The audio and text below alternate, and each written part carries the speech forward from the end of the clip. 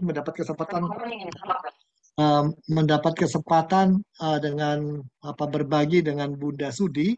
Karena waktunya mepet, jadi saya akan coba menjelaskan dan di tengah-tengah mungkin ada breakout room sehingga itu pokoknya kita ngalir saja ya. Kalau kalangan milenial, kalau kalangan konvensional dan kalangan kolonial semua diatur-atur. Kalau milenial semua harus fleksibel.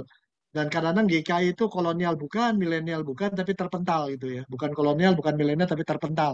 Maka kita coba sekarang cara baru. Saya mulai dulu menjelaskan tentang GKI agak lebih dalam. Kalau detail mengerti ya, saya mengajak Anda melihat satu yang tidak biasa, yaitu begini. Apakah kekhasan kita sih ya, identitas? Kalau Anda lihat di dalam Kitab Rasul 11, dikatakan orang-orang Kristen itu dikenal namanya baru belakangan ya. Paulus dan lain-lain ada di setelah setahun ada di Antioquia. Pertama kali dia dalam perjalanan kedua ya kalau dia pertama kali murid-murid murid Kristus itu disebut sebagai orang Kristen. Nama Kristen itu jadi identitas kita tuh sekarang disebut Kristen. Kayak HP itu ada Samsung ya, ada segala macam, ada apa namanya macam-macam lah mereknya, tapi semua HP ada Apple, semua ada kesamaannya, identitasnya adalah HP.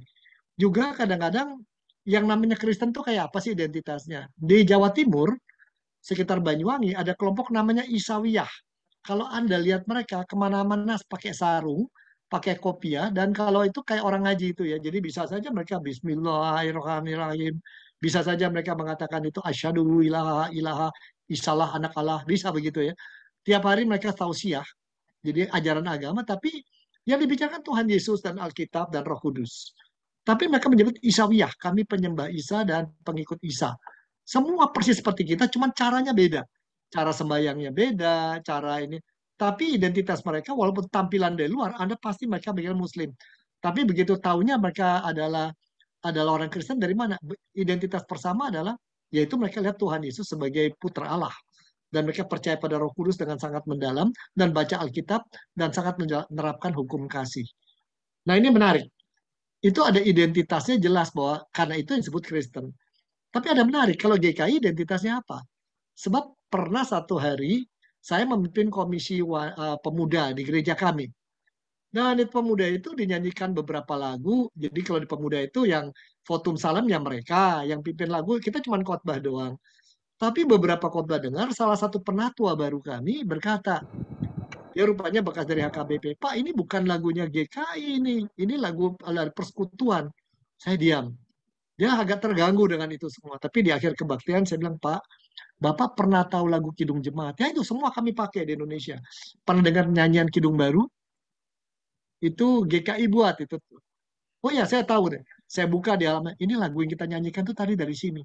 Oh, ini bukan lagu persekutuan. Nah, itu bukan GKI katanya. Jadi dia waktu itu punya gambaran kalau GKI lagunya bangsa Setiamu Tuhanku Tiada Bertara, atau Di Seberang Senja, atau apa lagu yang seperti Tak Tersembunyi Ujung Jalan dan model begitu. Jadi kalau lagu yang itu bukan. Tapi ternyata itu lagu dari GKI di tahun 50 juga sudah dipakai. Dia belum tahu. Apa sih yang namanya identitas kita, kekhasan kita? Sebagai penatua ini sangat penting. Kalau enggak kita bisa jadi mengalami situasi apa yang orang bilang ini GKI, kita bilang bukan. Sebaliknya, sebenarnya itu GKI. Tapi sebaliknya bisa terjadi apa yang kita pikir GKI, tapi itu sebenarnya bukan GKI. Bahkan mungkin dari agama lain kita masukkan ke dalam gitu ya. Bisa terjadi hal itu. Nah, mari kita belajar lebih dalam apa sih kekhasan GKI. Kalau lihat apel, tahunya ini apel apa enggak, bisa dilihat dari apel luarannya kelihatan. Ini apel bentuknya kayak begitu, nggak mungkin apel bersisik. Tapi terutama dilihat apa di dalamnya dan apa fungsinya apel begitu. Sama juga dengan jeruk dan sebagainya. Nah, ini perlu kita kenali dengan baik juga dengan GKI. Jadi kalau tadi lihat handphone, semua handphone itu Samsung, Apple, yang saya kasih lihat tadi, dan lain-lain, itu handphone middle class, smartphone, tersedia di Indonesia, ini kesamaannya. Tapi yang membedakannya apa? Oh ya, kalau Apple dengan Samsung ya beda. Dia punya programnya di dalam beda sama sekali. Nah, kita ini punya identitas. Kita harus kenal sekarang asal-usul, konteks di mana ada, dan elemen dasarnya. Nah, kita melihat warisan-warisan yang dimiliki oleh GKI ini. Kalau saya mengulang, mohon dimaafkan, tapi mari kita lihat kenal. Ada seorang bernama Ang Bun Sui, pedagang kelontong dari Indramayu pada tahun 1858. Dia mengalami titik balik. Apa yang terjadi? Orang itu tidak punya bapak, tidak bisa punya ibu, jadi dibesarkan oleh neneknya. Nggak tahu apa yang terjadi. Lalu dia jadi pedagang, dia membeli barang-barang dari Cirebon, jual di Indramayu. Biasanya pedagang namanya dulu pedagang kelontong. Dia beli peralatan, barang-barang itu dia masukkan ke dalam karung besar atau kain putih, dia angkat dan dia jalan sambil bunyikan klotak, klotak, klotak, klotak, klotak. Nah, itu sebutnya pedagang kelontong waktu itu. Nah, dia tuh sampai punya warung dan punya cukup cukup hidup sejahtera pada waktu itu. Punya istri, bahkan punya peliharaan. Zaman dulu biasa ya, istri dan punya peliharaan babu susu yang ngurusin anak gitu ya. Zaman dulu itu dianggap oke gitu ya pada itu. Nah, tetapi walaupun dia sudah sukses hidupnya, dia masa resah. Hidup ini buat apa? Dia mencari lama. Ini kalau saya mati kemana? Dan pada satu hari dia melihat di sungai setempat Cimanuk ada kapal atau jukung, kapal kayu, hanyut di situ. Dan dia lihat, ini dia nih, hidup saya kayak begini. Merapung ya, tetapi terbawa nggak tahu jelas arahnya dan tidak jelas mau kemana. Maka dia belajar agama Islam, tapi dia tidak puas karena banyak bahasa Arab, banyak apa istilah-istilah yang dia tidak kenal dan lain-lain. Lalu dia belajar agama Konghucu, Buddha Konghucu Tao, ya disebutnya Samkau, tiga agama itu. Dia nggak puas, itu hanya ulang-ulang doktrin, dia nggak ngerti artinya apa. Di dalam kondisi seperti itu, nah ini sangat menarik lagi. Seringkali malam dia mendengar suara-suara. Karena dia dengar gamelan tapi tidak ada rupanya. Nah, pada tahun 1858 itu, dia belanja jalan kaki ke Cirebon. Di tengah jalanan itu dilihat ada seorang Belanda duduk baca buku. Nah, zaman dulu orang tidak punya handphone, jadi saling lihat, selamat sore tuan, selamat sore gitu. Dia jalan. Nah, berapa kali ketemu Belanda itu mampir, minum kopi lah, ngobrol lah. Lama-lama dia curhat bahwa dia cari makna hidup. Lalu Belanda itu, Bapak saya kasih pinjam buku ini ya. Semoga ini bisa menolong Bapak. Bapak bisa baca? Oh bisa. Saya membutuhkan waktu saya 8 tahun untuk mengetahui Alkitab itu bahasa apa. Ternyata bahasa Jawa. Jadi si Ang Bunsu itu memang bisa bahasa Jawa ya. Nah, dia baca Alkitab itu 3 hari 3 malam, lalu malam hari dia menjerit, ini emas murni. Dan dia menjerit kian kemari sampai istrinya bingung, anaknya bingung. Lalu setelah itu dia panggil teman-temannya, aku menemukan emas murni. Gitu. Itu ada catatannya dalam catatan misioneri Belanda yang ada di Belanda sampai sekarang tentang peristiwa itu. Nah, itu dia mengalami titik balik. Tidak lama kemudian dia cari si orang Belanda itu yang ngasih pinjam Alkitab. Orang Belanda itu kasih kenal sama satu pendeta, akhirnya dia dibaptis. Dibaptis, catatan baptisannya ada di GKI Indramayu, 1858, 1859 kurang lebih. Desember, dan dia dibaptis bersama istri tua, istri benar ya, yang lebih tua dari dia 2 tahun. Satu anak dari istri tua, lalu istri mudanya namanya Antis, rasanya orang Jawa, dengan 2 anak atau 1 anak, kira-kira begitu. Dan saya membutuhkan 10 tahun untuk mencari keturunan dia, tapi sudah ketemu di panti jompo, ketika mau didatangi sebulan kemudian meninggal. Tapi ternyata satu hari saya ketemu dengan seorang yang saya dikasih tahu oleh banyak pendeta, ya mungkin karena dia aktif pengajar Injil jadi miskin, akhirnya keluarganya jadi hidup melarat itu. Tapi pada satu hari saya ketemu seorang tua, pengen ketemu, ajak makan, ngobrol-ngobrol. Dia cerita rumahnya di Kanada, Chicago sama itu. Ini adalah keturunannya Ang Bun Sui. Dan dia tetap setia dengan GKI, tapi banyak tinggal di luar negeri. Nah, Ang Bun Sui ini sering mengajak orang Tionghoa berkumpul di rumahnya, minum teh, ngobrol-ngobrol, mendalami Alkitab. Ini jadi kelompok-kelompok kecil yang beranak pinak, akhirnya ada di Indramayu, di Cirebon, bahkan orang Sunda ngumpul, bikin gereja di tempat, dan jadi kekhasannya pada waktu itu budayanya adalah sangat menekankan turning point. Seorang Kristen sejati harus mengalami titik balik yang mengubah gaya hidupnya, pandangannya, perilakunya, prioritasnya. Lalu mereka berkumpul dalam kelompok kecil, share and care group. Bukan belajar saja, tapi saling mendukung.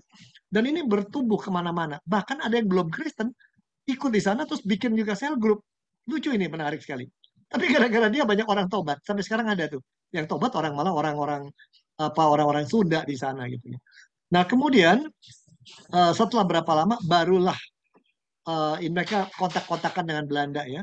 Jadi Gereja Kristen Indonesia, Sinode Wilayah Jabar terutama, tidak dimulai oleh pekerjaan sending manapun.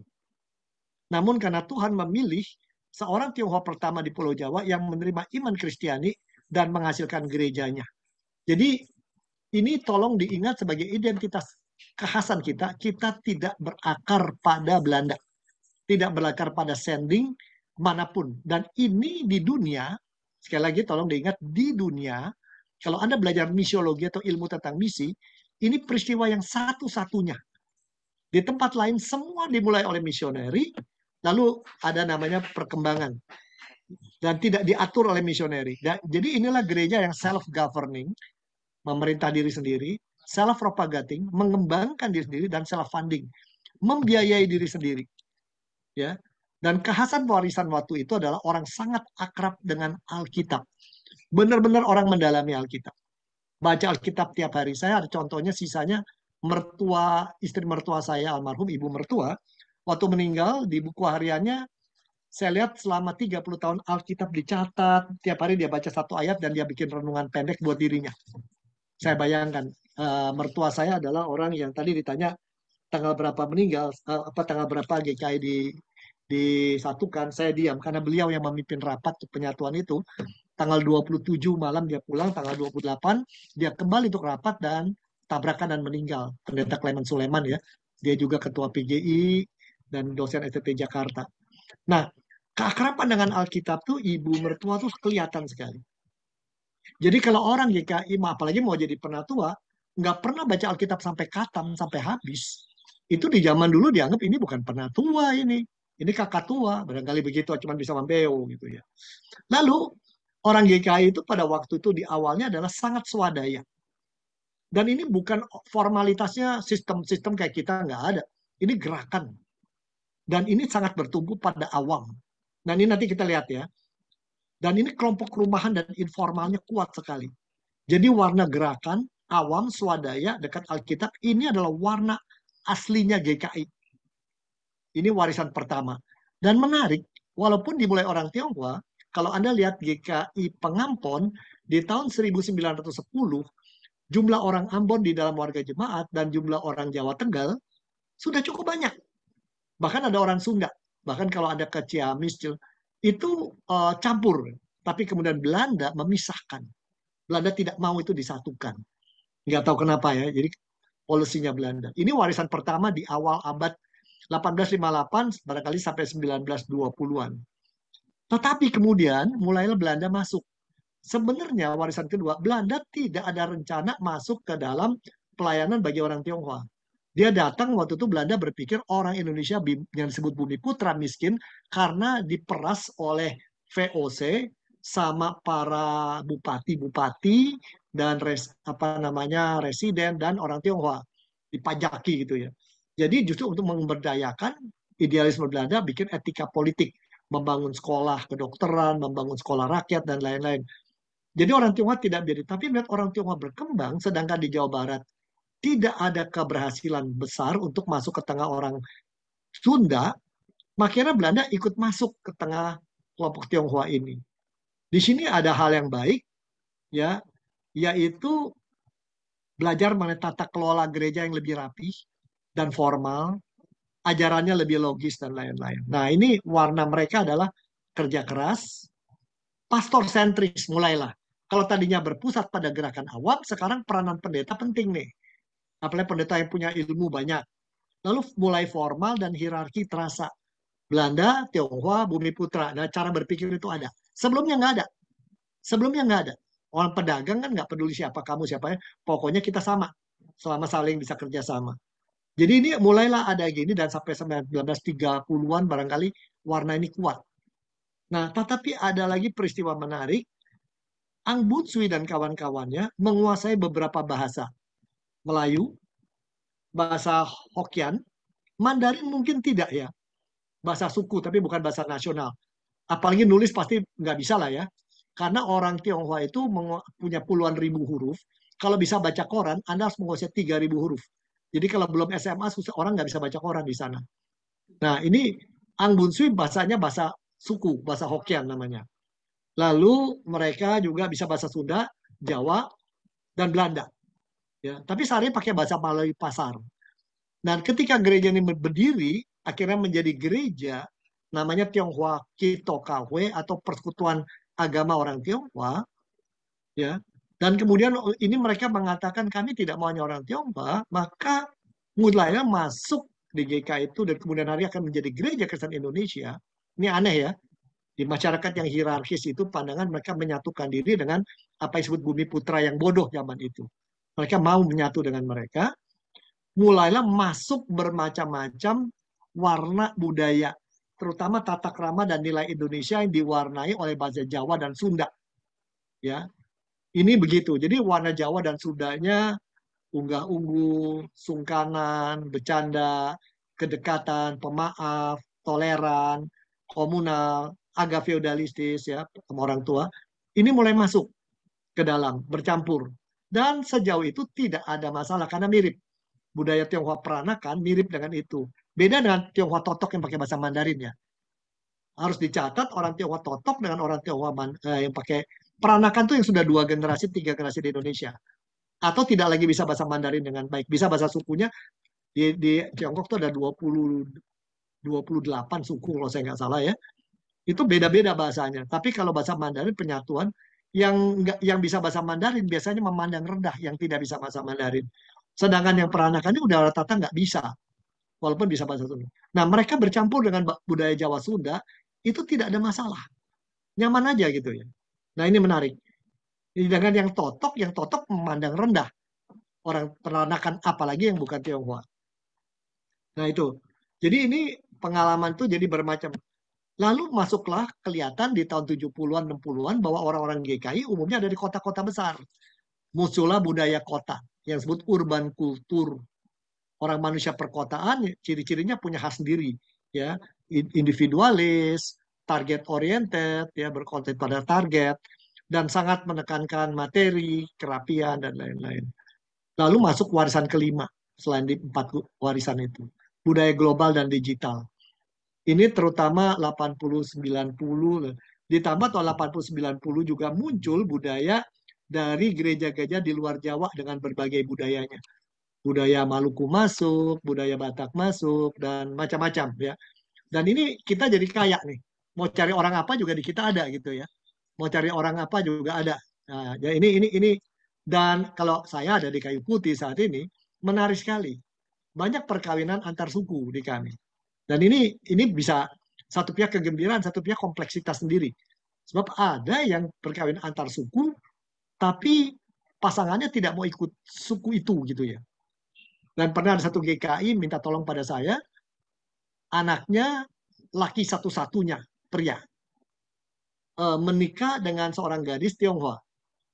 Lucunya, keluarga Tionghoanya bilang anak saya boleh dimargakan.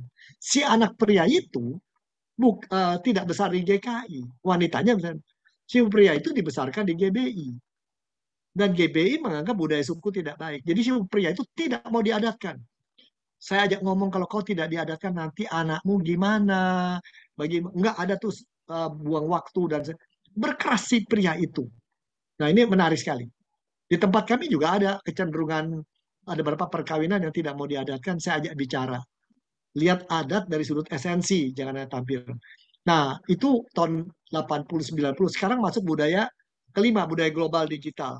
Ini menekankan ekspresi, eksplorasi, keterbukaan informasi. Juga individualis. Target harus jelas kalau apa-apa. Ya. Lalu nanya hasil nyatanya apa. Sangat fleksibel. Dan kadang-kadang dualis antara sekular dan sekret dia pisahkan. Dan orang mementingkan apapun harus ada tersedia pilihan dan nikmat. Sehingga banyak gereja kebaktian pertamanya gayanya gini, kedua gayanya setengah praise and worship, ketiga lain lagi. Ada gereja sampai 3 kebaktian beda-beda. Lalu orang sangat butuh ruang partisipatif, ya, ingin ambil bagian. Lalu sangat menekankan berhubungan berdasarkan fungsi, tidak peduli ini apa-apa, menarik sekali ya. Dan kadang-kadang kalau diangkat orang malah malu gitu ya, nggak mau ungkapkan. Misalnya saya dari keluarga di mana kakak sepupu, keluarga besar kami dekat sekali semua, kakak sepupu saya diambil orang marga Gultom, jadi kami hula-hulanya. Tapi beberapa orang di gereja yang tahu saya hula-hula mereka, eh, malu atau nggak mau ngakui atau gimana saya nggak tahu gitu. Anak-anak muda nggak mau gitu. Saya sih ketawa saja gitu. Nah ini yang penting fungsi gitu. Zaman sekarang begitu. Tetapi ada nomor 9 ini dicatat, multi community engagement. Artinya apa? Anda boleh jadi di gereja ini banyak orang GKI, saya orang GKI. Tetapi minggu pagi saya bisa ikut kebaktian bukan Bunda Sudi, walaupun saya orang Bunda Sudi. Saya dengarkan online dari Saman Hudi. Sama-sama Hudi, tapi beda nih. Istri saya banyak sekali mendengar pendeta Yuswan Hadi, Yuswan Tori. Dia rupanya suka dengan gaya khotbah beliau gitu ya. Padahal kami juga punya Nathan Setiadi, punya Hilda, punya jago-jagoan khotbah gitu ya. Tetapi pilih, nah, apalagi anak muda, dia bisa ikut JPCC, ikut GKI, ikut lain-lain. Ditambah lagi orang-orang sekarang sangat terbuka dengan informalitas. Nah, inilah 5 budaya GKI masuk diwarisi oleh kita. Sehingga bisa saja dalam satu jalan ada 3 GKI, tapi Anda lihat kok beda ciri-ciri luarannya. Sama-sama handphone, tapi mereknya beda. Bisa. Dan itu peranan pendeta sangat besar ya. Kalau pendetanya mungkin lulusan dari Saat, akan beda dari lulusan Jakarta, beda dengan UKDW barangkali. Dan ini tergantung juga komposisi. Ini warna ini akan kelihatan ya. Jadi kalau misalnya mungkin saya salah, terakhir saya waktu pergi ke Kebon Jati, wah ini GKI lama ini ya, generasi apa warisan 1 dan 2-nya kuat banget gitu ya. Tapi kalau Anda pergi ke gereja bukan Surya Utama, mungkin warisan urban dan globalnya kuat banget gitu ya, atau Belandanya kurang. Tapi kalau ke Malang, Belandanya kok kuat banget gitu ya. Nah ini tiap tempat ada kepelbagian. Itulah jangan heran GKI lalu membuat liturgi, membuat apa korban lectionary supaya ini jangan kita terlalu berbeda. Di pihak lain, generasi modern ingin perbedaan itu diakui. Dibuat ruang untuk kita punya beda-beda. Ini kenyataan yang kita sedang hadapi di GKI. Saya stop dulu sampai di sini. Saya stop dulu di sini. Apakah ada yang perlu diterangkan ulang, dijelaskan atau apa? Silakan. Ya, jadi saya terbuka. Anytime Anda boleh tanya kalau kurang paham atau mau nambahkan, hamba-hamba Tuhan di situ silakan dengan senang hati. Ya, jadi inilah yang saya bisa sampaikan tentang apa yang terjadi di GKI saat ini. Silakan. Ada yang mau tanya? Langsung saja, sebab nanti tahap berikutnya warisan lain lagi supaya ini. Apakah ada yang mau ditanyakan dalam hal ini? Apakah cukup jelas? Apakah masih hidup? Silakan Bapak Ibu, mungkin ada yang mau diperjelas atau disampaikan, atau mungkin dari Pak Yandri atau juga ada yang mau ditambahkan mungkin penjelasan dari Pak Robi tadi. Begitu Pak Robi ya. Mari silakan. Pak Bangun. Pak Bangun. Ya, terima kasih Pak Robi. Saya tidak bermaksud untuk mengajukan pertanyaan, tapi apakah nanti materi Bapak ini juga akan dilanjutkan sampai ke penyatuan GKI dari yang 3 sinode?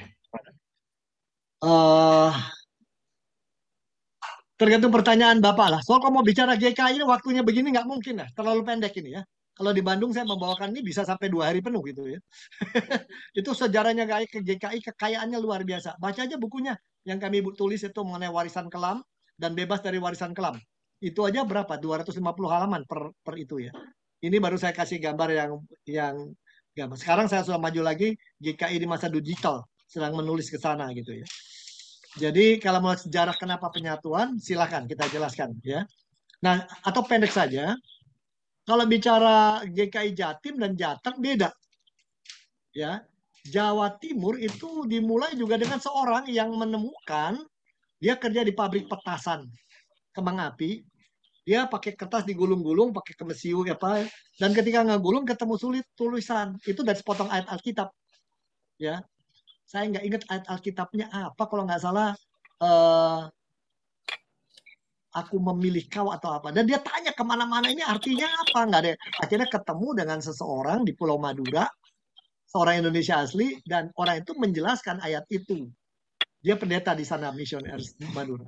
Sejak itu lalu mereka diasuh oleh misi Hervormerd dari Belanda. Belanda ada dua, Hervormd dan Hervormerd. Jadi Jawa Timur tuh sangat diwarnai Hervormerd. Jawa Tengah, wah itu macam-macam. Ada misi Hervormerd, ada misi Hervorm. Hervorm itu terbagi lagi dan lain-lain ya. Tetapi yang menjadikan beda adalah mereka tidak mulai dengan gereja rumah seperti kita. Tidak merupakan gerakan awam, tapi dari awal pastor sentris berpusat pada pendeta. Jadi terasa beda awam dan pendeta. Ya, kalau di GKI pendeta adalah sahabat yang lebih tua gitu ya, sahabat. Kalau di sana, wah itu sama dengan di HKBP atau di GPIB ya. Jadi kalau khotbah di sana saya, waduh, tinggal pesan makan apa juga oke, pasti dapat keluar makanannya gitu ya. Ya kalau di kita ya kita ngobrol bersama gitu ya. Suasananya agak beda gitu ya. Sehingga pernah satu hari untuk pelatihan pendeta, seorang calon pendeta dari Jawa Timur, Pak WP itu ikut. Saya waktu itu ngobrol dengan almarhum Pak Kuntadi, dengan Pak Sam, yang jauh lebih tua dari saya. Kita bercanda dan mudah-mudahan dia keluar, Pak ini apakah memang gaya kalian begitu di Jawa Barat, ataukah ini di kan depan kami aja? Oh enggak, sehari-hari kita biar lebih tua, senior kita berlaku sama aja. Kalau Anda lihat di Kayu Putih, saya dengan pemuda pemuda umur 40, 30 bisa ngobrol tentang metaverse, tentang FLT. Karena ayo kita terusin di Starbucks. Egalitariannya kuat sekali.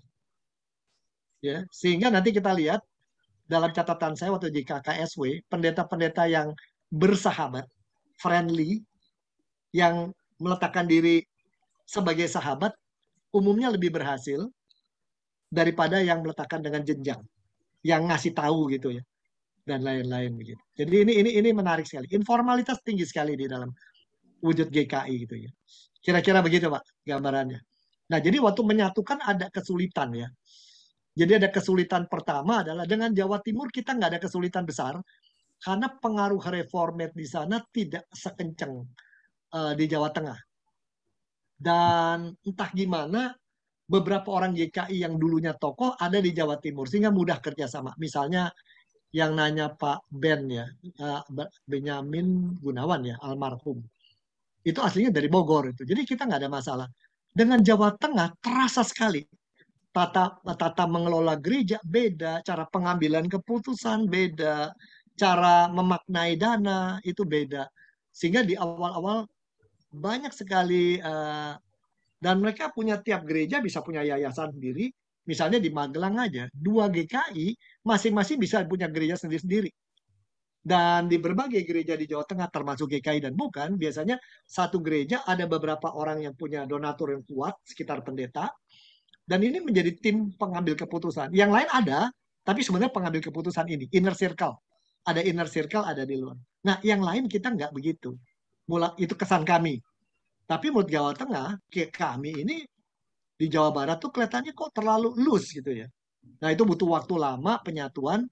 Penyatuan disetujui itu dari tahun 50-an, 60-an, tapi sampai pelaksanaan, sampai jadi, yaitu pas almarhum Pak Clement itu ngasih mengambil menawarkan itu dan itu keajaiban ya. Tapi waktu itu kemudian ketika pulang beliau masih merasa bertanggung jawab kembali lagi. Ketika pulang kembali lagi ke sana ditabrak dan meninggal. Ya. Oke itu sejarahnya Pak penyatuan kita dan sejak itu mulai dari tahun 1989, 91, 2000, 90 berapa ya? 99 dan 2000 di awal 2000 mulailah penyatuan itu mulai masuk diterjemahkan ke dalam program-program bersama termasuk pelatihan pendeta, pembinaan warga jemaat mulai terjadi pembagian bahan dan lain-lain. Kalau bicara memang kesulitan yang dihadapi di Jawa Barat ketika berhadapan dengan teman-teman di Jawa Tengah mereka lebih pintar gitu ya harus diakui lebih pintar di mimbar juga sepintas lalu mereka lebih kuat ya karena mereka semangat wira swastanya lebih kuat dan pendeta di sana menghadapi lingkungan di mana harus berjuang lebih keras. Kita istilahnya kalau kita main bola kita terbiasa main bola kayak Jerman itu Panzer. Kalau dia biasa tiki taka. Jadi beda budaya. Tapi masing-masing punya kelebihan dan makin lama kita makin saling mengenal. Kira-kira begitu Pak sejarahnya. Ya. Ada Masih lagi pertanyaan? masih boleh, Pak? Ya, silakan. Oh ya, tadi Bapak menjelaskan di awal Ang Bun Sui yang menjadi orang yang pertama sekali memiliki inisiatif untuk mengadakan perkumpulan rumah-rumahan sampai jadinya suatu GKI. Bapak juga menyampaikan tadi bahwa GKI ini kita bicara GKI Jabar berarti Pak ya? Ya, Jawa Barat. Ya. GKI Jabar ini lahir bukan karena bawaan dari seorang misioner. Bukan. Dan juga tidak dipengaruhi oleh misioner dari Belanda. Seperti itu Pak ya? Di awalnya tidak, baru di kemudian hari. Baru di kemudian hari. Kalau begitu ketika dalam proses pembentukan oleh Ang Bun Sui ini, identitas mereka atau aliran mereka itu apakah Calvinis atau Lutheran atau Wesleyan? Gimana Pak? Mereka dari Alkitab dan beberapa orang yang dia belajar itu, ya, jadi bukan misi pribadi, bukan misi sengaja secara informal, tetapi tenaga-tenaga misi yang kenalan sama mereka, ada beberapa orang itu diwarnai oleh warna jelas Calvinis, tapi bukan Calvinis yang model kayak Pak Stephen Tong, beda barangkali ya, yang bicara doktrinal, tidak. Calvinis yang menekankan hidup saleh, menekankan pemisahan antara hidup sekuler dengan hidup duniawi, ya, lalu sangat menekankan membaca Alkitab, sangat menekankan doa dan persekutuan, kedekatan persekutuan. Jadi istilahnya pietis Pak zaman dulu itu, pietis ala kalangan yang menekankan gerakan kesalehan, sebenarnya itulah secara umum, gerakan kesalehan. Jadi memang baru kelihatan kemudian hari ya, kalau GKI ya semua GKI walaupun punya uang bikin gedung gereja secukupnya aja, nggak wah gitu ya. Walaupun kita bisa bikin kayak ya misalnya kalau Surya Utama mau bikin seperti HKBP yang begitu besar pinggir sungai bisa, atau kayak GKI bisa. Cuman warna kita tuh secukupnya aja gitu. Karena itu warna kesalehan, nurunnya dari kesalehan. Kita merasa tidak pantas kita terlalu tampil. Itu warnanya di sana begitu. Kira-kira begitu warnanya. Tapi sangat menekan. Jadi pendeta merokok, waduh itu nggak bisa lah. Minum-minum nggak boleh. Nggak bisa gitu. Jadi waktu saya di Dan Mogot, sehabis kebaktian lalu si Opung di situ, Pak Mamora, ini masih ada anggur daripada terbuang, ayo kita minum sama-sama. Saya agak terkejut gitu ya. Ayo Pak Pendeta segelas saja nggak apa-apa. Saya mulai ini dijebak, aku kesalehanku apa. Tapi lama semua orang minum ya, saya ikut minum, lama-lama belajar menikmati. Nah, itu ternyata oke gitu ya. Apalagi kalau jemaat kami dan Mogot tuh, kalau misalnya ada keluarga dari Manado yang meninggal, itu kan sampai kebaktian bermalam-malam, malam pasti ada tuang lah Pak Pendeta gitu. Itu sudah bagian dari kebiasaan. Nah itu di GKI dulu nggak bisa gitu ya, nggak boleh gitu ngerokok, minum begitu. Nah terutama adalah satu pertanggungjawaban keuangan, pertanggungjawaban waktu. Lalu satu lagi, apalagi hubungan dengan lawan jenis. Wah itu ketahuan pendeta mencium seorang wanita bukan muhrimnya bisa ribut besar. Saya pernah ngalami di BPK Penabur, sehabis KKR seorang wanita datang, seorang guru memegang tangan saya dan mencium dan berkata, aku bangga padamu gitu. Wah guru-guru ribut sampai kepala sekolah, bapak ini ada yang mempercakap lagi. Akhirnya saya buka kartu, itu adik saya, ada Kadung. Dia sudah bertahun-tahun situ dan tidak mau diketahui bahwa dia adik saya. Takut dikira KKN masuk Penabur. Dia masuk Penabur sendiri. Dia juga sekolah teologi. Nggak boleh itu di orang Tionghoa dulu. Orang Tionghoa dulu ya. Kalau sekarang gereja, kalau ketemu pendeta nggak cupik-cupiki, jadi problem malahan itu. Dianggapnya pendeta tidak disukai. Jadi Pak Riyandri kalau pakai jenggot banyak-banyak nggak bisa cupik-cupiki orang, wah itu nanti kurang afdol katanya gitu loh. Gitu loh Pak ceritanya Pak. Jadi warnanya begitu zaman dulu Pak, zaman dulu ya. Nah itu kira-kira begitu. Jadi mereka menjauh dari pemerintah, menjauh dari apa namanya hidup sekuler dan lain-lain. Tetapi mereka murah hati. Ya perbedaan ras juga nggak ada masalah buat mereka. Mereka begitu ya. Kawin campur tidak. Kawin campur belum pada zaman itu belum ada. Ya, kira-kira begitu. Ya. Maaf Pak Robi, masih ada materi yang mau dilanjutkan atau kita masuk ke? Ya? Oke, silakan. Saya lanjutkan sedikit lagi. Jadi saya campur aja Pak, tanya jawab dengan ini ya, supaya lebih seru ini.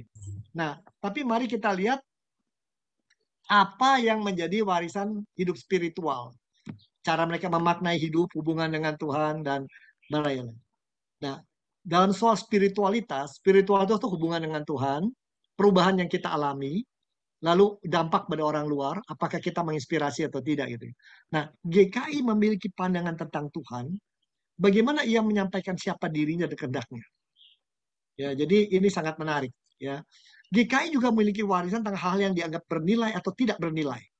Tata gaul, tata berorganisasi, bahkan memiliki berbagai corak spiritualitas yang hidup di tubuh gereja kita. Nah, ini dia. Seperti apa? Jadi ada perilaku yang kelihatan, apa yang dianggap bernilai, tapi di balik itu adalah ini karena pandangan tentang hidup Tuhan dan diri sendiri.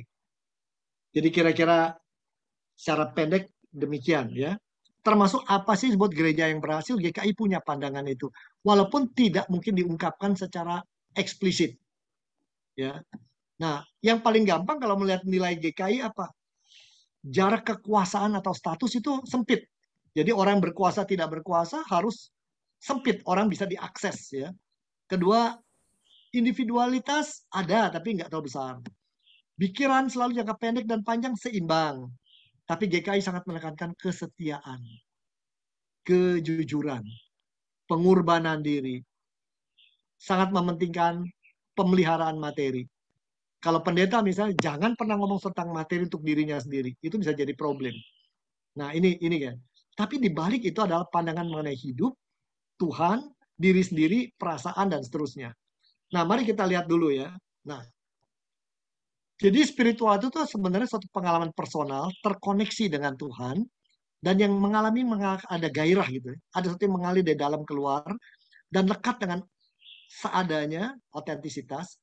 Dia menemukan makna hidup dan passion atau gairahnya dan perubahannya kentara pada gaya hidup dan interaksi. Ini Ang Boon Sui mengalami ini. Ini pengalaman dengan Tuhan tuh impersonal, dia terkoneksi dengan Tuhan. Nah, semua ada. Tapi kemudian setelah Ang Boon Sui, anaknya tuh sempat marah lihat bapaknya tidak kerja dengan baik. Tapi anaknya kemudian mengalaminya juga. Nah, kalau mundur lagi, di situ ada pengalaman seorang bernama Tan Ki An. Dia tukang rental ya.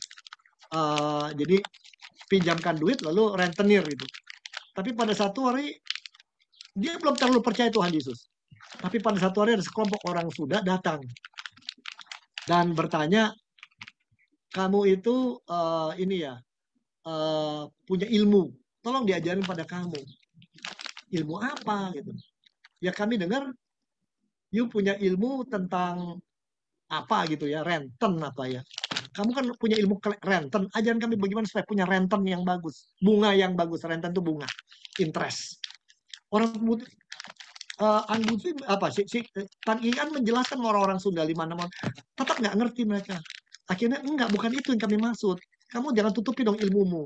Itu tentang renten kami pengen tahu. Ya sudah saya jelaskan. Enggak, renten yang mati di salib itu. Oh bukan renten, itu Kristen. Itu Kristen. Tentang Kristus. Dia jelaskan tentang Tuhan Yesus. Dan mereka minta dibaptis. Sampai sekarang gerejanya ada tuh. Gereja orang Pasundan di pedalaman. Lucu sekali deh. Baru kemudian si Tan Ki An sendiri jadi Kristen yang sungguh-sungguh. Dan ini semua mengalami ini. Coba kalau melihat hidupnya Pak Yap Tiam Hin. Itu sekretaris umum GKI dulu. Dia juga mengalami ini. Lalu kehidupan siapa ya? Pendeta Clement Sulaiman apalagi. Dia mengalami juga. Bahkan Pak Eka Dharma Putra. Hampir semua selalu mengalami hal ini. Dan umumnya banyak sama ini kemudian jadi pendeta juga banyak. Ini pengalaman ini luar biasa sekali. Ya, saya di Kayu Putih itu dari kami 54 anggota majelis yang mengalami seperti ini lebih dari setengah. Dan kalau ngomong pribadi saya suka terharu ya. Ini Tuhan temukan saya dengan orang-orang yang saya bisa belajar banyak dari mereka. Ini. Jadi ini. Nah, di GKI ini ada pemahaman. Nah, ini mengenai tipe-tipe spiritual ya. Ada orang menganggap Tuhan itu abstrak. Tidak bisa dipahami, tidak bisa, hanya bisa dipersepsi. Tuhan itu tidak bisa distrukturkan secara logis. Dan ya, orang-orang seperti itu menangkap Tuhan secara abstrak dan dia tertarik dalam kesendirian. Tapi ada orang mengatakan Tuhan bukan abstrak. Tuhan konkret menyatakan diri pada kita. Dia bisa menjelaskan dirinya pada kita. Menjelaskan apa yang harus kita lakukan. Dan apa yang bisa kita kumpulkan. Jadi ada dua jenis orang Kristen nih. Yang anggap Tuhan itu abstrak dan konkret. kalau Anda pergi ke gereja-gereja, mungkin gereja Kristen Jawi Wetan, yang warna kejawennya kental, itu abstrak. Ya Tuhan Yesus saya tahu itu putra Allah, tapi apa nanti saya mati, saya menyatu dengan dia, saya masih punya kepribadian atau tidak, saya tidak tahu. Gitu loh. Nah ini menarik sih. Jadi keabstrakan dan kekonkretan kiri kanan ya. Lalu ada yang mengatakan Tuhan bisa ditangkap secara nalar, tapi ada yang mengatakan biar itu kita karena dia yang bisa ditangkap dengan perasaan. Maka ada 4 jenis spiritualitas. Yang pertama tipe pemikir ini Calvinis. Ini Calvinis. Tuhan itu menyatakan diri pada kita secara konkret, bisa direnungkan, sehingga kita bisa tangkap secara rasional dan gitu. Tapi orang seperti ini bisa lari-lari gila-gilaan ke dalam rasionalisme dan pemuasan nalar. Semata-mata semua coba ditanyakan, semua coba dianalisis sampai paralisis, semua pengen diterangkan. Nah ini ada. Ini yang paling ekstrim. Nah tapi ini biasanya doktrin sekali diperhatikan, liturgi pun dirapikan juga tata organisasi, semua dipikirkan, direnungkan, diatur gitu. Biasanya Calvinis di sini. Ya, Calvinis di sini. Nah, kalau ini enggak, Tuhan bisa saya rasakan, Tuhan menyatakan diri. Maka tertarik apa? Saya mengalami Tuhan di dalam kelompok kecil. Saya mengalami Tuhan dalam ibadah. Jadi kalau sini ibadah yang suka ibadah ajaran. Kalau ini ibadah yang bisa diaplikasikan, yang menyentuh hati, yang bisa membuat kita menyadari hal baru dan lain-lain. Ini adalah bagaimana kita belajar berhubungan Tuhan sebagai pecinta. Ini pemikir, ini pecinta. Ekstrimnya bisa, pietis, emosionalisme saja dan anti intelektualitas bisa. Bisa. Ini karismatis ya, bisa begini. Pentakosta bisa begini. Tapi begini dua macam ini. Nanti kita lihat, Ang Bunsu itu rada berat di sini, di awal. Pelan-pelan sampai tahun 30 kita bergeser ke sana. Di sini ada, di sana ada. Gitu ya. Tetapi ada tipe spiritualitas yang disebut pemuja. Saya nggak tahu Tuhan kayak apa, saya nggak pusing, saya nggak bisa mikirin tentang Tuhan, tapi pokoknya saya ciptaannya, saya memuja dia. Kalau perlu saya berdiam diri, berpuasa, menjauh dari siapapun juga. Ekstrimnya bisa melarikan diri dari kenyataan dan menyendiri. Ini gerakan membiara begini. Di Katolik banyak seperti ini. Tapi sebenarnya di Protestan yang seperti ini ada. Ya cukup banyak, di Protestan juga ada. Dan akhir-akhir ini apalagi. Dia malah nggak mau ke gereja, dia sendiri. Dia berkumpul dengan teman-teman yang sejenis. Bisa puasa bersama, berdoa bersama pada Tuhan, diam di depan Tuhan berhari-hari. Saya menduga putra saya yang paling kecil dekat dengan kelompok ini gitu ya. Dan ini menarik ini. Nah, tapi ada kelompok yang keempat, yaitu nilai ini bukan pemuja tapi pengubah. Tuhan saya mengerti berkuasa ingin mengubah dunia. Tuhan tuh abstrak, daripada ribet-ribet, udahlah kita bereskan dunia, tunjukkan kita beda sama orang lain. Ini bisa jadi gerakan moralisme, mengendalikan diri dan aktivisme. Pokoknya ubah masyarakat. Nah, ini keempat ini ada di GKI. Ini menariknya, cuman porsinya beda. Kalau ini banyak di Katolik, ini banyak di kalangan Injili dan karismatik, ini banyak di kalangan gereja arus utama, gereja suku, ini banyak juga di kalangan gereja suku, dan gereja-gereja terutama di dunia ketiga seperti Latin Amerika yang berani melawan pemerintahnya. Nah, GKI itu 1856 sampai 1930 ada di sini. Tengah-tengah. Kalau Ang Bunsi lebih di bawah. Ya. Kemudian, di tahun 1930 sampai 50, terjadi sesuatu. Loh, apa yang terjadi di 1930-an? Di tahun 1920-30-an, entah gimana teman-teman di Cirebon, pemikir-pemikir berCirebon, ingin membuat gereja itu disatukan, gereja Tionghoa. Mirip seperti gereja Tionghoa, ikatan gereja Tionghoa di China waktu itu. Waktu habis energi untuk membereskan itu. Apa mau jadi federasi, atau mau menjadi kesatuan, apa mau jadi gerakan. Tahun 1918 sampai 20 mereka ribet soal itu terus. Habis energi. Akibatnya gereja itu dinamikanya hilang. Suasana kekeluargaannya, kemandiriannya, semua jadi akhirnya redup gitu loh kalau mau dibilang. Untung di tahun 1930-an muncul seorang pekabar Injil, ahli KKR bernama John Sung dari RRC. ya dari Tiongkok datang bikin KKR di mana-mana. Sehingga dia dari suku yang bukan Hokkien, bukan Hokja, bukan Kek, bukan Hinhua. Ini agak aneh. Hinhua kecil ya di ujung. Wah, dia ngajakkan orang kembali pada iman semula yang berapi-api. Wah, itu terjadi kebangunan rohani, orang mulai pengabaran Injil pribadi. Ya, itu perlu dicatat, di awal pekabaran Injil pribadi itu kuat, tapi lama redup. Sekarang dihidupkan kembali. Apalagi di tahun 45. Di Kebon Jati itu ketika eh, di Bandung tuh Kebon Jati adalah pusat kegiatan kita. Kalau di ini Indramayu Cirebon, di Jakarta perniagaan. Nah, di tengah kondisi seperti itu, Jepang menangkap pendeta. Seorang pendeta GKI menjadi martir ya. Paman istri saya dipotong kepalanya, sampai sekarang jenazahnya dan kuburannya ada di Jakarta, di Ancol. Itu karena dia benar-benar melawan Jepang dan lain-lain. Nah, tetapi semangatnya tinggi. Pada waktu itu mereka ambil keputusan juga, kita tidak mau gereja yang mengarah ke Cina, tidak mau jadi gereja apa, kita Indonesia. Wah, itu jadi persoalan loh. Berarti masalah Indonesia jadi bagian kita? Iya. Berarti nanti bisa saja kita dipimpin oleh bukan orang Tionghoa? Iya. Itu butuh waktu sampai mereka tiba ke sana. Ya. Tapi disinilah warna. Dan pada waktu itu mulailah dengan karena pengaruh STT Jakarta, di mana sebagian besar pendeta kita sekolah, mewarnai cara berpikir rasional. Rasional jadi pecinta adat. Tetapi bisa dikatakan kemudian kita rada kebablasan di tahun 80-an ya. Nah, makin kuat ke atas, warga jemaat di bawah. Di atas para pendeta dan para penatua. Bahkan masuk ke pengubah. Ya, di pengubah. Kita berani melawan negara. Saya sendiri hampir ditangkap oleh pemerintah karena ya terutama mengkritisi masalah Timor Timur ya ke PBB, mengkritisi ya frontal lah dengan zaman Soeharto. Diam-diam saya itu sempat hampir ditangkap itu, telepon di rumah di apalagi orang seperti Yamin. Tetapi jemaat di bawah merasa tidak nyaman. Khotbahnya pendeta bicara lingkungan hidup, saya sedang bicara untuk cari makan gimana. Terasa nih, pendeta ngomongnya tinggi-tinggi kita nggak ngerti. Banyak lari ke karismatik.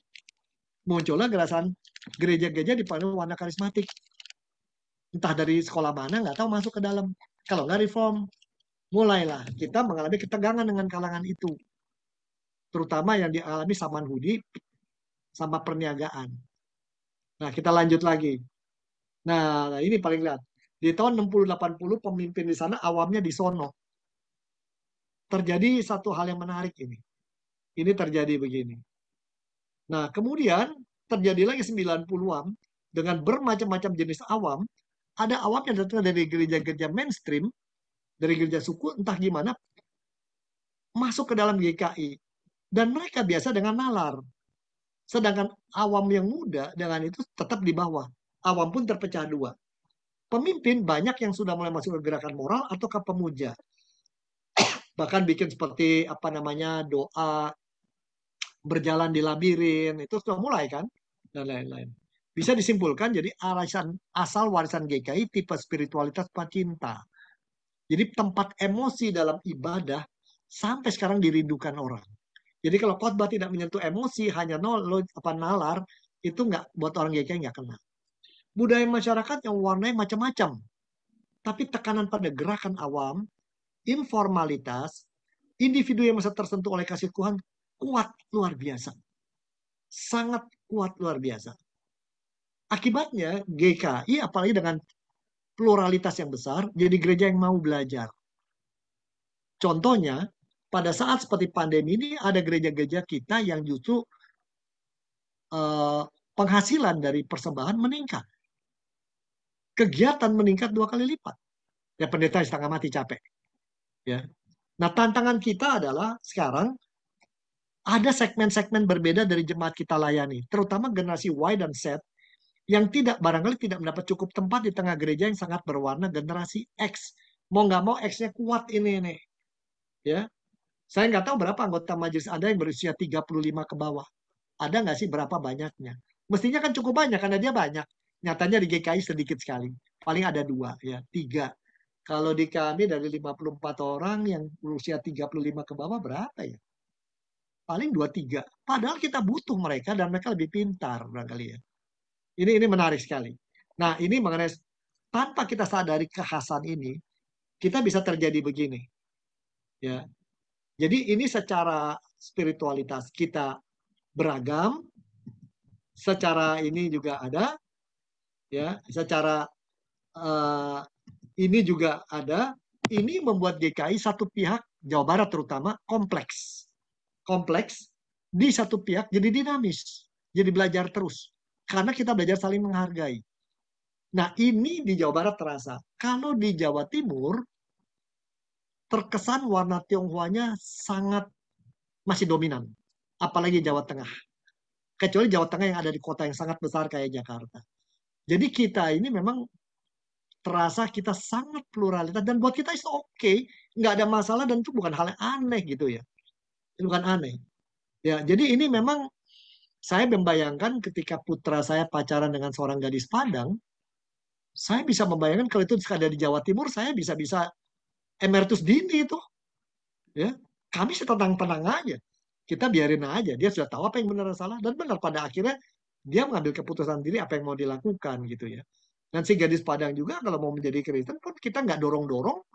Dia lihat sendiri cara hidup kita. Dia yang tertarik yaitu hak dia. Tapi kalau dia mengatakan tidak juga hak dia juga gitu. Nah kalau di tempat lain, wah itu menjadi aib itu. Ya, antar suku yang berbeda aja. Memang yang nggak ada di suku kita laki-laki. Bisa ngomong begitu kan orang kan? Atau nggak ada suku kita perempuan gitu ya. Sampai kau pilih mereka. Di kita sih biasa. Nggak ada masalah. Ya, bahkan dengan di kita itu kan ada juga yang mereka dengan agama lain dan di kita dalam tata gereja dan lainnya dimungkinkan kan. Asal masing-masing melalui pastoral counseling yang khusus. Nah itu yang kekhasan GKI Jawa Barat, Sinode Wilayah Jawa Barat adalah begitu. Kita belajar terus. Tidak semua kita tahu jawabannya. Dan banyak masalah yang kita miliki. Tetapi satu hal karena belajar dan keinginan belajar bersama, kita bisa punya BPK penabur. Muridnya aja 40 ribuan ya. Kita punya pendeta sekarang seluruhnya 119 ingat saya ya. Calon pendeta berapa? 17, 20, yang dalam proses 17, 18 saya nggak tahu lah. Tetapi kedekatan dan kepelajaran kita secara umum, keakraban dan lain-lain, banyak orang iri lah. Harus dikatakan demikian. Oke, saya stop dulu sini. Dan jadi inilah dua kekhasan kita, spiritualitas dan budaya. Dan Anda akan berada di tempat ini, jadi nanti kita lihat. Kalau ada hal yang membingungkan, jangan selesaikan sendiri. Selalu ngobrol sama orang, itu kekhasannya kita. Belajar dari orang lain. Kesediaan menunjukkan saya tidak tahu, mari kita belajar bersama. Oke, dari saya stop dulu di situ. Silakan. Terima kasih Pendeta Robi. Silakan dari teman-teman semuanya. Kita masih ada waktu sampai 14.50 kira-kira ya, 14.45 sampai 14.50. Mungkin ada yang mau didiskusikan, mau ditanyakan, atau mungkin ada hal yang mungkin mau disampaikan juga boleh, kan? Atau kalau mau agak sungkan berbicara, boleh juga di chat. Saya boleh bertanya Pak Pri? Oke, silakan Bu Ika. Ya, sore Pak Robi. Ya, mau bertanya tentang histori budaya kali ya Pak ya. Tadi disebutkan dari Tionghoa, Barat, Jawa, Sunda. Sedangkan saat ini di GKI Bunda Sudi komposisinya itu banyakkan dari Sumatera Utara kalau nggak salah ya. Dan juga saya lihat juga beberapa banyak GKI yang lain juga mungkin dari suku Batak cukup banyak juga sekarang masuk GKI ya Pak ya. Bagaimana itu mempengaruhi perkembangan atau arah apa ya masalah dari budaya tersebut gitu, karena ada beberapa pasti akan berbeda. Itu yang pertama, karena sampai sekarang sudah bertahun-tahun budaya dari Sumatera itu belum sama sekali tersentuh dan dibahas kali ya sebagai akar GKI, padahal sekarang sudah cukup banyak gitu di situ. Dan yang kedua, kalau dari budaya Tionghoa yang lebih rendah hati gitu ya, nggak terlalu mau memperlihatkan apa yang dia miliki, dan itu sebenarnya cukup berbeda dengan beberapa suku-suku yang lain di Indonesia gitu. Seperti kalau sekarang di GKI suka ada beberapa event memasukkan persembahan tuh maju ke depan, Pak. Kalau saya sih sebenarnya agak sungkan, walaupun saya dari Sumatera, saya GBKP gitu, tapi kebiasaan bawa persembahan ke depan itu buat saya masih agak kurang enak sebenarnya ya, gitu. Tapi apakah dengan seperti itu perbedaan budaya-budaya itu kita harus terima, padahal dari segi budaya awalnya itu sebenarnya berbeda, dan dari segi spiritual yang tadi itu juga sebenarnya berbeda gitu. Bagaimana kita menyikapinya, Pak? Oke, pertanyaan sangat baik. Itu yang saya sudah katakan pada teman-teman. Tadi saya sudah katakan 1890 masuk berbagai suku lain ya. Nah, catatan yang paling menarik adalah kalau belajar studi budaya, ada seorang bernama Hofstede. Budaya itu bisa dibagi di dalam, nah ini secara umum, saya izinkan saya pakai whiteboard.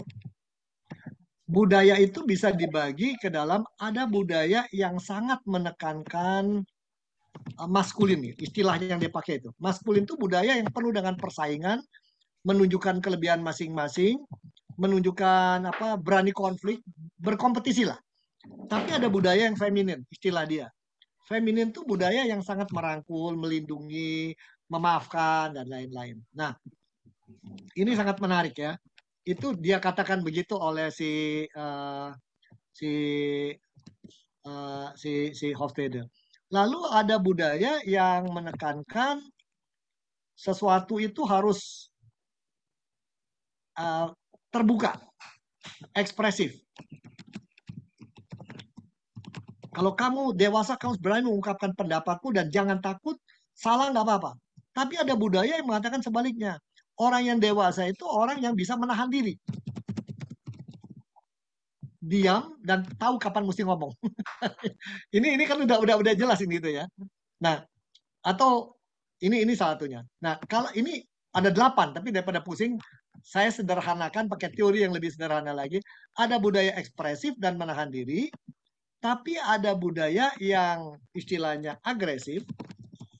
Agresif itu berani ambil inisiatif, berani memaksakan apa yang dia mau capai, tapi ada budaya yang istilahnya agresif atau dia permisif ya. Dia lebih banyak nurut, ngalah gitu ya, mengalah. Nah, ini menarik nih. Jadi memang benar. Kalau tadi Ibu katakan, bagaimana kalau orang dari satu gereja yang biasa datang dengan budaya yang katakan dia kalau ini kita kasih angka ini sini 0 sampai 5, dia 55, berarti dia di sini. Dia agresif, berani konflik, berani memaksakan kehendak, berani berbeda pendapat, dan berani mengungkapkan. Nah itu ya. Misalnya, banyak orang mempersepsi budaya Batak begitu. Saya selalu tertawa. Siapa yang bilang? Itulah ketika calon pendeta pelatihan sering saya bawa ke Janjir Raja Parlombuan, Tarutung, dan lain-lain. Saya sampai pernah ditanya oleh teman-teman sinode, kenapa kau bawa mereka ke sana? Sebab jumlah atestasi masuk dari HKBP, GBKP, ya, dan GKPS itu makin meningkat di kita. Mereka terutama yang ada di kota-kota besar karena mereka merasakan mereka lebih senang berada di gereja yang tidak bermain dengan suku. Karena suku mereka punya juga sistem yang kadang-kadang mereka nggak, buat orang muda yang lebih dinamis nggak nyaman gitu ya. Nah, tetapi kebiasaan agresif dan ekspresif itu ada. Tapi yang Batak yang mana saya bilang? Batakon tuh beda-beda dipahami orang gitu kan ya. Ini mesti padahal orang Karo kan buat orang luar dianggap sama dengan orang-orang Toba. Tunggu dulu itu beda sekali. Nah ini ya. Nah ini ada yang agresif, tapi ada budaya yang agresif, tetapi nggak menghindar dari konflik. Dia ekspresif, tapi ketika sudah konflik, ya sudah ngalah deh. Wah saya nggak bisa terima gitu. Jadi Bapak mau apa? Ya nggak apa-apa. Ada yang begitu. Nah umumnya katanya orang Surabaya begitu. Nah ini lucu nih. Ini lucu. Jadi kalau lihat orang Batak sama orang Surabaya berkelahi, kita udah wah ini pasti ribut. Padahal pada akhirnya udah ngalah aja dah. Nah, tapi ada yang bahaya. Budaya diam, tidak ekspresif, tapi diam-diam agresif. Nah, mungkin kami salah. Orang Tionghoa Totok yang pakai bahasa Mandarin begini nih. nggak banyak bicara, totonya orang dipotong saja. Kalau punya bos kayak gini bahaya, totonya kita sudah di PHK aja gitu ya. Ada. Tapi ada juga yang menahan diri dan mengalah. Kata orang Jawa dan peranakan. Cilakanya orang peranakan tuh letaknya bisa di sini, bisa di sini, bisa di sini, bisa di sini. Tergantung dari mana nih. Orang peranakan Medan sama peranakan Kalimantan, Surabaya, dengan Manado beda. Nah, tapi yang ada di GKI, sebagian besar yang ada kurang lebih di sini nih. Sebagian terbesar di sini. Nah, memang dari situ, apa yang mesti dilakukan? Udah berkali katakan, saya katakan pada teman-teman di sini udah, kita mesti belajar tentang ini, kita jadi saling memahami.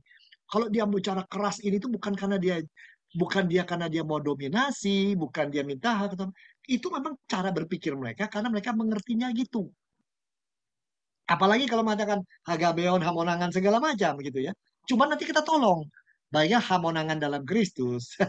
Itu dikembalikan kepada kerangka itu. Juga orang-orang Tionghoa yang terlalu mengalah itu dirubah. Kalau mengalah terhadap kebenaran nggak bisa. Kita harus fight di sana. Nah ini jadi sebenarnya kalau pendapat saya memang belum ada studi dampak ini seperti apa. Dan sudah saya katakan sebaiknya kita melakukan studi itu. Cuman saat ini konsentrasi kita mengalami gelombang besar budaya digital. Ini dampaknya fatal sekali. Kita semua tenaga habis di sana. Nah, saya kira ini memang harus perlu dipelajari. Cuman masalah ini anehnya di Indonesia tidak maaf saja, bagi perguruan tinggi kita udah bicara cross cultural analisis, semua orang diam, nggak tahu kenapa. Ada ketakutan untuk buka diri bahwa kita berbeda, iya, tapi bukan berarti bermusuhan. Jadi kalau misalnya gitu ya, sebuah gereja isinya orang-orang dari Jawa Tengah Solo. Lalu gereja itu menerima atestasi, katakan gereja itu 30 orang dari bekas AKBP. Nah, kalau nggak ngerti, ini kan kesannya buruk. Tapi kalau mengerti, yang sini kan bisa belajar menggeser. Bahwa ada yang saya bisa belajar dari kalian. Yang sini pun belajar. Cara saya ini bukan cara yang terbaik barangkali untuk lingkungan ini. Saya juga bisa ini. Karena manusia masing-masing juga bisa. Dan ini kalau sekarang ada masalah lagi. Kalau di kota besar Jakarta, yang generasi berikutnya ini, generasi umur 20-30, entah orang Batak, orang Ambon, apa budayanya sama, yaitu budaya Starbucks. Budaya Starbucks, selama ada wifi kita hidup bersama, nggak ada wifi kita bermusuhan. Jadi begitu Bu, jadi benar sekali, ini memang belum pernah ada membuat studi itu dan sudah waktunya. Supaya semua orang mendapat tempatnya dan saling mengerti.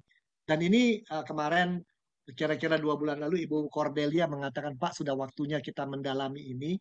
Bahkan saya pernah membuat alat mengukur orang satu jemaat beratnya di budaya mana. Lalu kita mengadakan, sehingga kita tahu kalau budaya ini beratnya misalnya di budaya Tionghoanya sangat dominan, ini kita nggak mau. Maka apa yang harus kita lakukan supaya mengurangi soal warna ketionghoannya itu yang bertentangan dengan cara berpikir Injil misalnya. Di pihak lain kalau terlalu berat budaya yang globalnya apa? Jadi kita mau mencari keseimbangan. Kira-kira begitu Bu. Belum ada studi memang. Ya udah dikatakan berkali supaya yang muda perlu melakukan studi ini baik secara sosiologis, antropologis atau teologis ini sangat penting buat kita. Kalau enggak ada gereja seperti Kayu Putih yang berhasil merangkul ini dan relatifnya nggak pernah ada masalah, bahkan saling mengagumi. Ya, saya beri contoh ya, saya beri contoh. Ini cerita lucu. Kemarin saya belanja ke sebuah toko makanan karena saya tahu istri saya butuh makan itu. Saya belanja, saya tidak bawa kantong plastik, tangan saya penuh. Kalau beli kantong plastik 15.000, sayang lah, saya taruh. Begitu mau bayar, didatangi orang. Jangan kasih bapak ini bayar. Saya dari Mabes Polisi, dia bayar. Ah, siapa orang itu?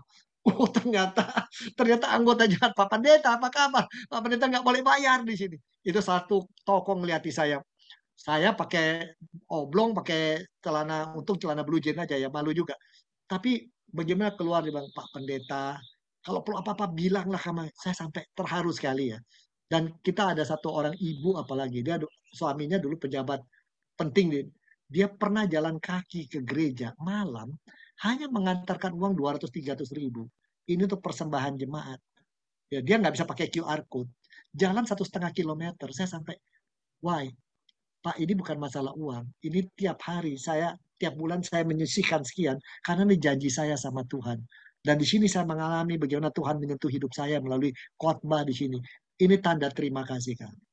Wah, di kami itu banyak sekali pengalaman orang-orang dari daerah yang tadinya dia beragama Kristen betul, tapi tidak mengalami hubungan dekat dengan Tuhan dan tidak mengalami pertumbuhan, perubahan karakter, kemampuan, komitmen, di sini mengalami dan mereka menjadi inspirasi bagi kami semuanya. Nah, ini menarik ya.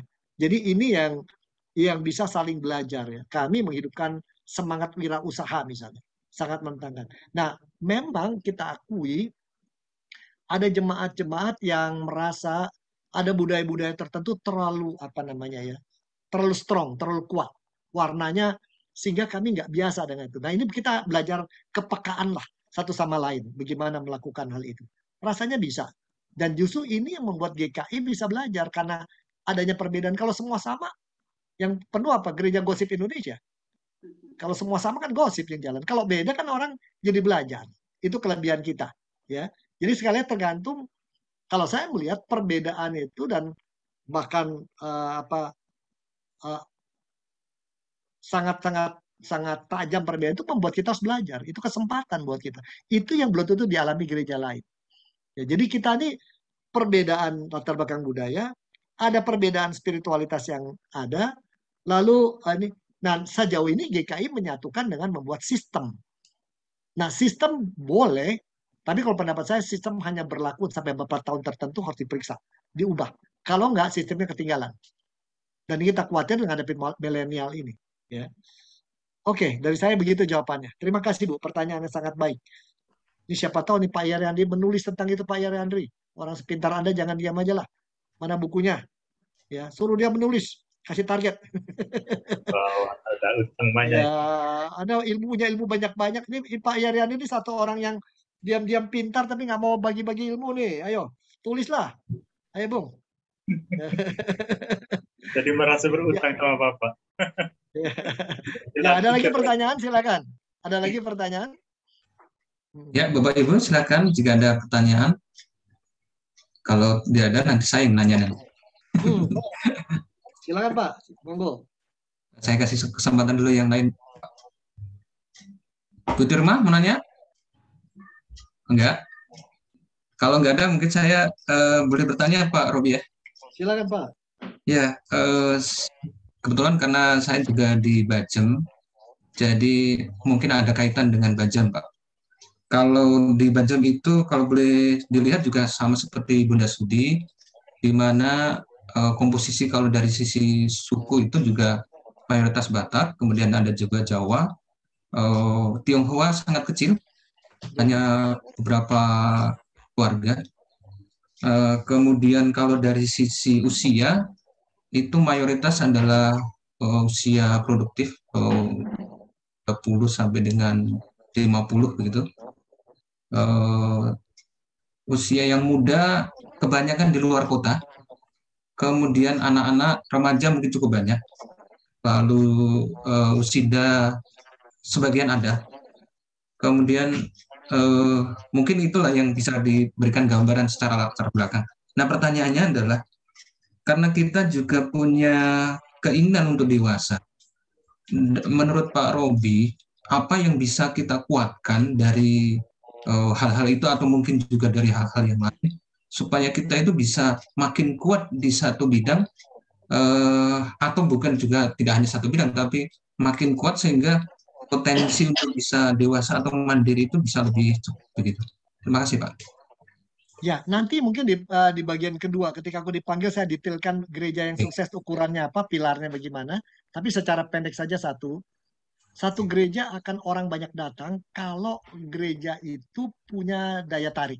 Daya tarik itu tidak bisa dibuat-buat secara manusiawi, tetapi karena kita punya kekhasan. Kekhasan yang relevan dengan mereka. Jadi misalnya rekan-rekan saya di GKI Putih itu yang muda-muda pintar-pintar ya, mereka bisa mendefinisikan bahwa gereja kita gereja yang bersahabat. Kalau secara bahasa saya gini, siapapun masuk gereja kita, mereka sahabat kita. Kita mau jadi sahabat dia. Karena kita sudah bersahabat dengan diri kita, Dan kita adalah sahabat Allah gitu. Itu kekhasan. Dan kebetulan kami berada di daerah banyak pekerja dari luar pulau, dari luar kota, yang boleh kata pendatang di Jakarta yang membutuhkan keluarga. Kalau Anda pernah menjadi orang perantau, butuh keluarga, butuh orang yang mengingatkan Anda dengan tempat Anda berasal. Dan kalau tidak ada, Anda butuh keluarga di mana? Nah, kami jadi keluarganya. Dan tidak heran nah, di Kayu Putih jumlahnya terus bertambah gitu ya. Bukan karena kaminya kerja keras, luar biasa, atau karena kami khotbahnya hebat, tapi ya karena kekhasan yang ditawarkan pada mereka itu yang menjadi panggilan kami setelah kami kumpulin dalam doa tepat gitu ya. Jadi Ibu Lina Gunawan, Adi, Natanya teman merumuskan kita ini menjadi gereja yang bersahabat. Itu buat orang ingat, the friendly church, welcoming and friendly church. Dan itu memang benar. Nah, satu hari ada seorang istri pejabat tinggi, tiap hari main golf, jam 5 pagi, jam 6 selesai, pulang lewat Kayu Putih. Pada satu hari dilihat ibu-ibu kok ketawa-ketawa keluar pintu, dan seumuran dia, dan ada orang, dia orang Jawa Timur. Kok mirip kayak orang Jawa Timur suaranya. Satu hari, walaupun dia muslim, dia lepas jilbabnya, dia masuk. Ikut komisi wanita. Pas nyanyi-nyanyi dia ikut. Lama-lama diterima baik, lama-lama dia ikut sampai 2-3 tahun. Dan menarik sekali, orang tahu dia muslim. Dan suaminya di DPR. Dan sangat menarik, dia juga mengatakan saya muslim. Dan satu hari saya khotbah, dia tuh bertemu saya, Pak, ini saya haram atau dosa nggak sih saya masuk ke gereja ini? Saya ini muslim. Terus saya katakan, Bu, ini punyanya Tuhan, punyanya Allah, bukannya punya kami. Jadi monggo, mau nginep sini juga boleh kok. Saya bilang, kita bawa kiker sendiri. Dia tertawa, lalu dia cerita. Dan satu hari ada krisis keluarga mereka tidak minta kemana-mana, minta tolong kita. Dan kita tangani, dan sehingga dia, dan sampai si bosnya, suaminya itu menelpon. Saya nggak mau sebut detail namanya, tapi suaminya itu orang nomor 2 di MPR. Waktu itu. Dia menelpon, dia bilang, aduh biar ridho Allah turun pada kalian semua Pak Pendeta. GKI itu menjadi ridho buat kami. Jadi suami istri itu malah jadi rukun kembali, dan lain-lain. Nah, ekstrimnya kami sampai begitu gitu ya. Dan satu hari ponakannya cucu menantu Om William, ponakannya datang ke gereja kami, orang Padang. Ketika pendeta Adi khotbah, dia dengar, dia mau keluar air mata. Saya datangnya itu, dia bilang, saya baru tahu Isa itu begitu baik ya. Saya belum tahu tentang Yesus seperti itu. Nah, itu warna yang memang diketengahkan. Cuman nggak enaknya ada. Di kami itu nggak jauh ada HKBP, ada GBKP, ada GBI, dan GPDI. Banyak pemuda mereka main di kami. Sehingga terakhir saya tanya aja ya. Waktu itu saya masih pegang pemuda. Why? Jujur aja kami nggak enak, dan kami nggak mau disebut teori domba. Jawaban dia satu. Di sini Pak Pendeta dan teman-teman pendeta yang lain gampang diakses, diajak ngomong dan informal. Di kami sungkan karena kami butuh teman ngomong. Oke, saya nggak bisa jawab semua masalah kalian, tapi dengeri boleh. Itu cukup Pak buat kami. Gitu. Jadi memang kami terjemahkan gereja yang bersahabat sampai ke satpam. Satpam pun harus menerima setiap orang. Dalam pelatihan para pendeta GKI, satu hari saya suruh mereka berpakaian elek, pakaian jelek bener, masuk ke gereja kayak orang minta-minta gitu. Saya lihat bagaimana sikapnya satpam. Ternyata kami beri angka mereka 7,5, artinya cukup bagus, ya, cukup bagus ya. Tapi kami suruh keluyuran mereka ke gereja-gereja lain, ada yang merasa ditolak gitu, ada yang ditolak. Saya sendiri ikut masuk, pernah satu gereja di Jawa Timur nggak diusir, bagus. Padahal pendetanya mau ketemu saya datang di sana. Itu oleh satpamnya sama tata usahanya, Pak Pendeta nggak boleh diganggu, sedang tidur. Padahal pendetanya nungguin saya. Nah, jadi kita mesti punya kekhasan dulu, Pak. Apakah gereja ini the most friendly, yang membuat semua orang nyaman, atau gereja ini memulihkan kalau ada orang punya luka, atau gereja, kalau kita nggak punya itu jadi generik. Tolong dipikirkan ya. Tolong dipikirkan apa yang membuat kekhasan kita gitu ya. Nah, ini catatan lagi sedikit. Kalau Anda menyebutkan banyak di dalam gereja Anda halak kita ya, orang pindah dari itu. Nah, tolong dipikirkan, orang yang Batak ada di Janji Raja Parlombuan itu tidak akan sama dengan orang Batak yang sudah meninggalkan kampungnya, berada di kota lain. Mental perantau itu membuat orang-orang itu lebih kuat, lebih rajin, lebih siap belajar, lebih terbuka. Itu sudah ada penelitiannya sedunia. Ya. Apalagi kalau dia sudah melantau 2 kali. Jadi kemampuan pikirnya, jangan heran kalau mereka yang merantau itu kemudian orang iri. Karena pencapaian mereka akan lebih besar. Entah orang Jawa, orang Batak, orang Ambon, kalau berani merantau dan terus belajar, biasanya lebih unggul dari penduduk aslinya. Nah ini dia nih, tinggal siapa yang masa penduduk asli. Nah kalau misalnya satu gereja istrinya semuanya nggak asli, di situ susah, masing-masing merasa lebih unggul dari yang lain. Menyatukannya yang susah. Nah bisa disatukan dalam visinya, visi spiritual. Itu bisa menyatukan. Dari saya jawab, nanti kita waktu tahap kedua kita akan detailkan itu. Terima kasih. Baik, terima kasih Pendeta Robi. Sebelum kita memasuki sesi kedua, karena ini sudah jam 14.50, mungkin juga Pak Robi diberi kesempatan untuk istirahat sebentar. Ada sharing dari Penatua Dwi Mei. Kami persilahkan.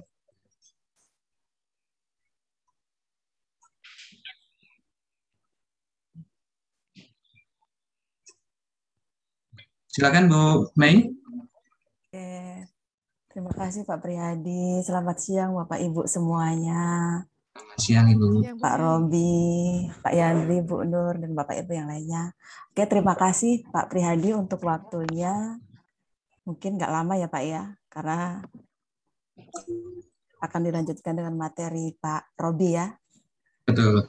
Oke, materi Pak Robi selanjutnya itu mengenai Panggil.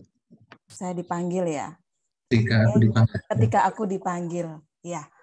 Kemarin Bu Denisa sempat chat ke saya, Bu boleh sharing nggak ketika Bu Mei pertama kali dipanggil menjadi penatua, gitu. Dan saya nggak basa-basi ya Bu Denisa ya, langsung oke Mbak Den, siap. Oke, Bapak Ibu, terima kasih buat waktunya. Saya mau sharing sebentar saja. Ini mengingatkan saya 1 tahun yang lalu ketika saya dipanggil menjadi penatua, dan mungkin di sini Bapak Ibu harusnya saya ini ya, maksudnya saya masih baru, jadi karena di sini Bapak Ibu sudah banyak yang senior ya, jadi mungkin pengalaman lebih banyak Bapak Ibu dibandingkan saya. Oke. Ketika waktu itu saya dipanggil untuk terlibat di dalam kepenatuaan, saya diingatkan waktu itu Bu Nur dan beberapa penatua, Bapak penatua dan Ibu penatua yang melawat. Di situ saya tidak mengiyakan sebenarnya ya, belum mengiyakan karena mungkin Bapak Ibu juga ada yang memiliki hal yang sama dengan saya, karena banyak pergumulan mungkin dari segi, kalau dari saya, pergumulan saya, kenapa saya tidak mengiyakan saat itu, karena saya tidak mampu sebenarnya Bapak Ibu. Saya menganggap diri saya itu dari segi waktu, karena saya bekerja kadang pulang malam gitu, jadi nanti saya nggak mampu gimana gitu kan. Dan kemudian yang kedua, dari segi kerohanian saya masih muda, saya masih baru gitu, saya sanggup nggak menjadi penatua. Nah, itu yang menjadi pergumulan saya. Dan waktu itu saya mengingat, saya memberi jawaban ke Bu Nur dan ke Bapak Ibu penatua itu tidak langsung, berikan saya waktu untuk saya berpikir gitu. Nah, tapi di saat saya berpikir, saya terinspirasi dengan kedua orang tua saya. Saya dilahirkan dari keluarga yang berbeda agama, dan saya sebenarnya sudah Nasrani dari kecil. Bukan dari baby, tapi dari kecil. Jadi saya dilahirkan dari kedua orang tua saya berbeda agama, Nasrani dan Muslim.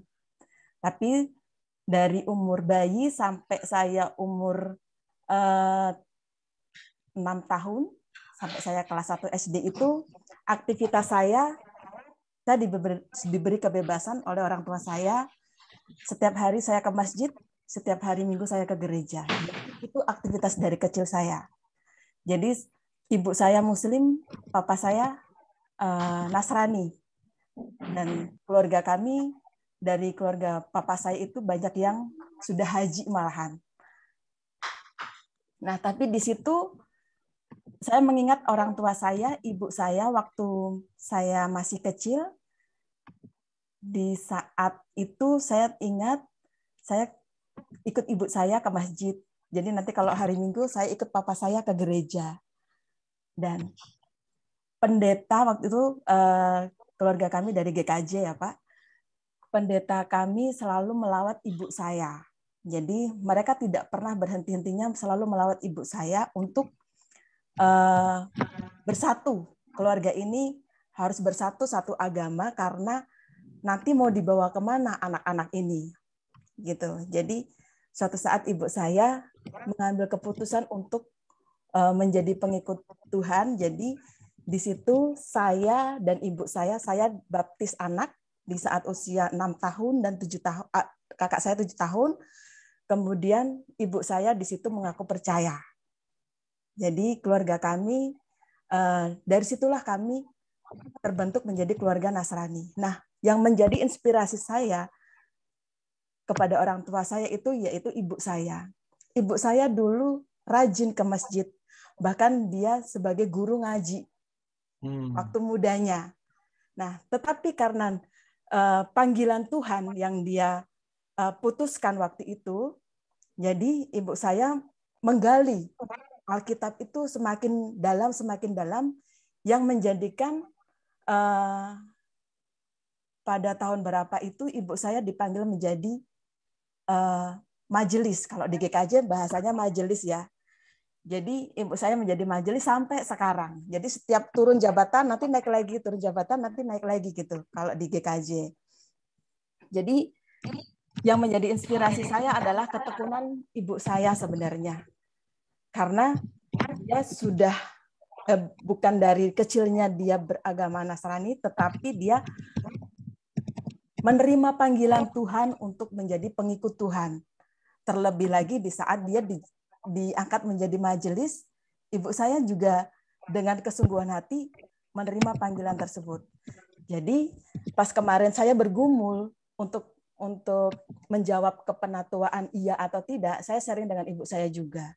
Jadi ibu saya bilang seperti ini, kalau kamu mau jadi penatua, kamu harus siap untuk kamu memberi, terutama memberi hati. Kemudian kamu harus siap menjadi pelayan, karena di dalam kepenatuaan kamu bukan untuk dilayani, tetapi kamu harus melayani jemaat. Gitu. Itu yang menjadi pesan dari ibu saya. Dan di situ saya renungkan,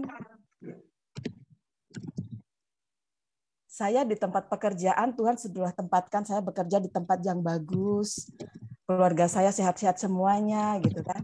Jadi di situ saya berpikir dengan keterbatasan saya, dengan keterbatasan waktu saya, keterbatasan hati saya,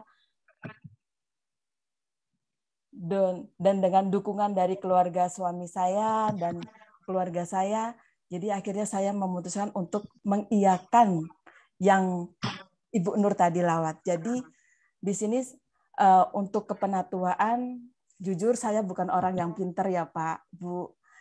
Dan jujur saya, maksudnya kerohanian saya juga dalam belajar juga untuk lebih baik. Tetapi yang saya miliki adalah hati yang saya mau memberi dari keterbatasan waktu saya, dari ya banyak hal sebenarnya yang harus dikorbankan untuk masuk dalam kepenatuaan ini. Tetapi saya yakin dan percaya bahwa Tuhan pasti akan memberikan jalan yang terbaik buat kita selama kita melakukan apa yang Tuhan kehendaki. Seperti tadi yang Pak Yandri khotbahkan hari ini, kayaknya pas sekali ya. Hari ini materi kita ketika kita dipanggil. Pak Yandri berkhotbah, ketika Tuhan panggil, jangan menolak gitu. Ya kan Pak Yandri ya? Ketika Tuhan memanggil, jangan menolak gitu. Dipanggil, jangan menolak. Nah, Nah, disitulah kalau kita menjalankan apa yang Tuhan perintahkan ke kita, ya kita jalankan sesuai dengan porsi kita. Tuhan nanti akan yang menjagai kita, menjagai keluarga kita, gitu. Itu aja Bapak Ibu sharing saya di saat saya kemarin 1 tahun yang lalu dipanggil untuk menjadi penatua. Baik, terima kasih Ibu Penatua MI untuk sharingnya. Semoga ini juga menguatkan kita. Kalau tadi disampaikan karena panggilan dari Ibunda juga ya, bagaimana pengalaman Ibunda yang menginspirasi.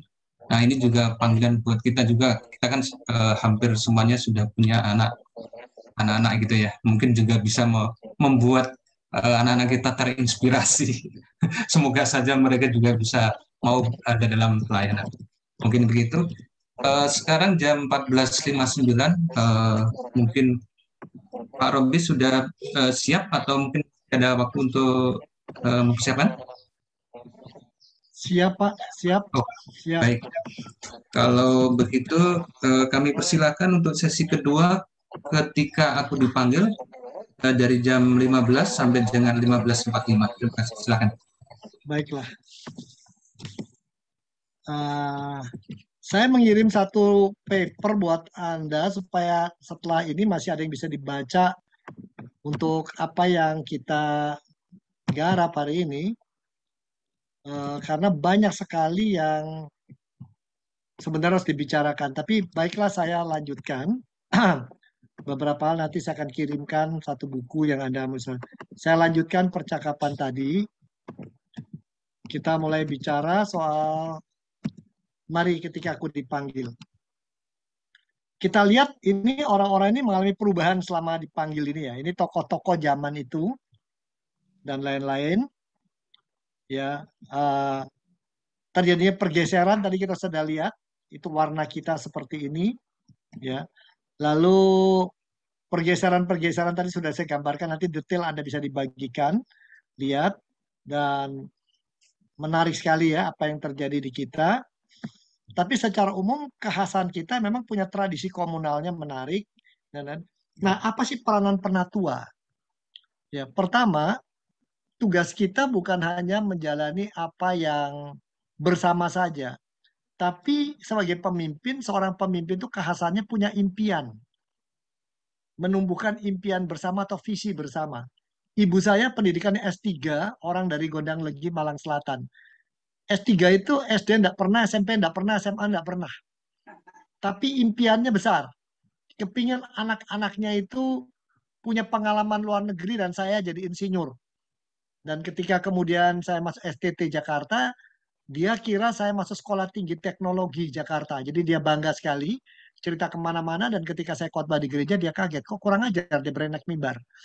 Nah, akhirnya ada orang mengatakan itu bukan Sekolah Tinggi Teknologi, tapi teologi. Apa itu? Katanya. Orang SD nggak ngerti kan pendidikan. Terus dikasih tahu itu tentang ilmu ketuhanan. Lah, kok begitu? Lalu saya kasih tahu, Mama jangan marah.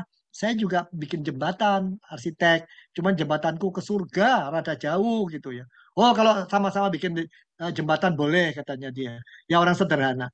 Tapi saya lihat ibu saya orang sederhana, bisa bikin kue, bikin baju, tapi punya impian. Nah, seorang pemimpin itu nggak usah pusing kalau kita nggak siap, kita nggak pinter, selama masih punya impian. Kalau jadi penatua minimum, kalau gereja nggak bisa diubah, kalau negara nggak bisa diubah, minimum aku sendiri berubah selama melayani Tuhan. Itu sudah menjadi keuntungan, keberhasilan. Jadi saya selalu katakan pada para orang yang dipanggil jadi pendeta, penatua, jangan selalu mulai dengan mikir mau ubah orang, ubah dunia. Mulai barangkali bagaimana melalui ini semua, Tuhan panggil saya lakukan, nanti dampaknya saya akan mengalami perubahan karena Tuhan. Itu dulu. Jadi seorang penatua yang di awal masa jabatannya sampai akhirnya nggak berubah, karakter nggak berubah, kemampuan nggak berubah, komitmen nggak berubah, kesaksiannya nggak berubah, dia nggak akan jadi inspirasi. Sebenarnya dia gagal.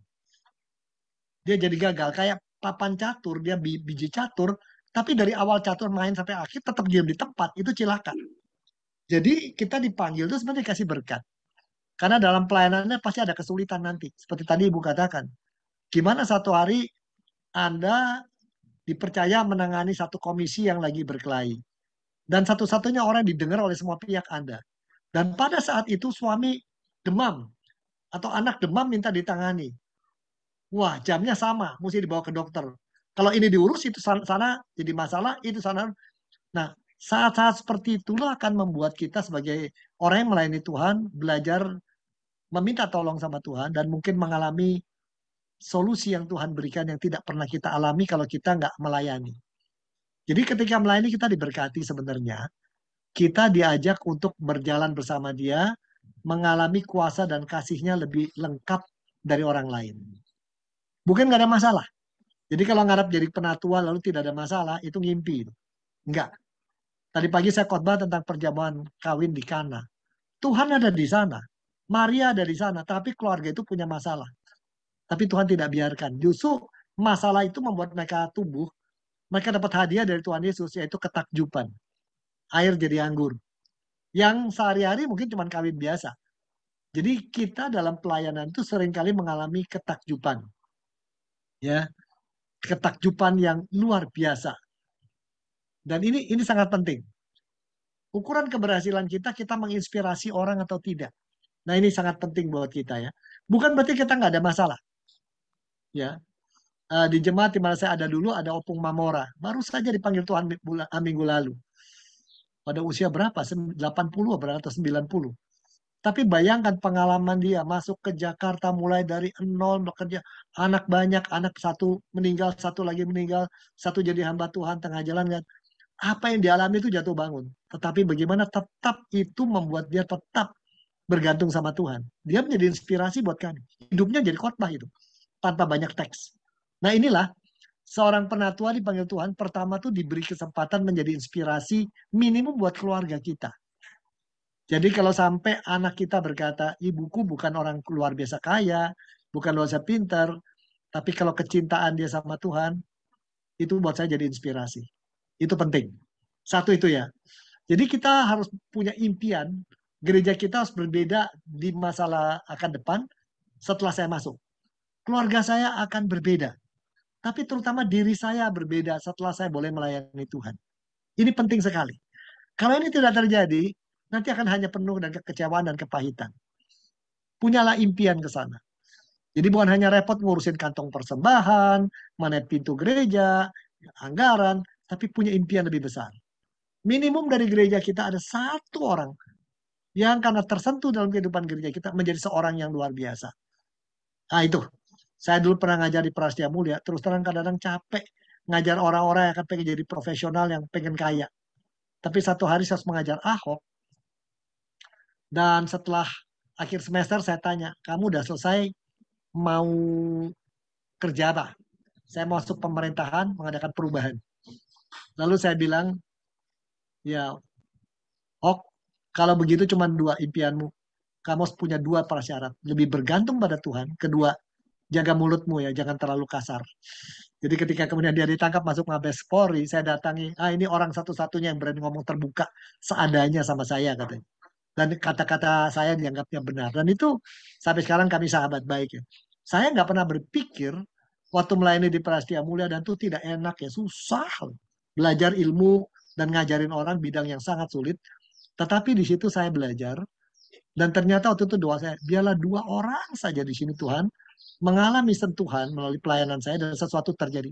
Salah satu adalah Ahok dan ada satu lagi saya tidak bisa menyebutkan namanya karena posisinya luar biasa gitu ya. Itu masih harus itu apa busur apa anak panah yang masih tersembunyi. Yang kedua, tugas penatua adalah kita berelasi dan dalam berelasi itu kita jadi inspirasi buat orang lain.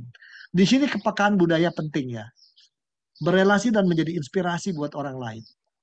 Kadang-kadang kita nggak jadi inspirasi karena kita terlalu kental dengan budaya kita yang kita pikir terbaik, padahal bisa lebih baik dengan kita mengadakan beberapa modifikasi.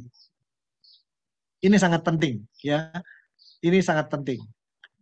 Berelasi dengan memperhatikan orang yang sulit, memperhatikan orang yang tersisih, itu buat GK itu sangat penting, ya, sangat penting. Ada seorang pendeta, setiap pergi keluar kota pulang tuh sampai berapa jam, dia beli buah-buah. Setelah tiba kembali ke Jakarta, dia datangi ibu-ibu yang nggak punya uang, nenek-nenek dia bagikan itu semua. Dan itu dia lakukan puluhan tahun. Dan satu hari ketika buah itu tidak datang, ibu-ibu datang gereja, apakah bapak pendeta itu meninggal? Dan dikatakan iya. Dan orang-orang menangis dan mengingat dia, kepedulian dan cara dia berelasi menjadi inspirasi. Nah ini penting sekali. Lalu ketiga, tugas kita bukan hanya bekerja bersama melayani, tapi kita mengedukasi pelayan yang lain. Kita berbagi pengalaman hidup kita yang susah, keberhasilan kita, kita bagikan pada orang lain. Punya visi, berelasi, mengedukasi. Keempat, nah ini mulai ke dalam tugas manajemen.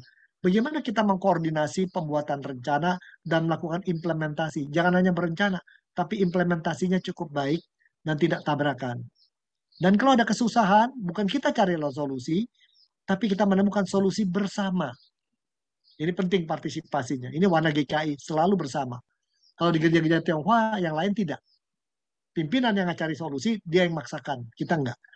Nomor 6, mengajak tim kerja berefleksi tentang berkat-berkat Tuhan secara berkala. Inilah tugas pemimpin. 1, 2, 3, 4, 5, 6. Secara pendek itu.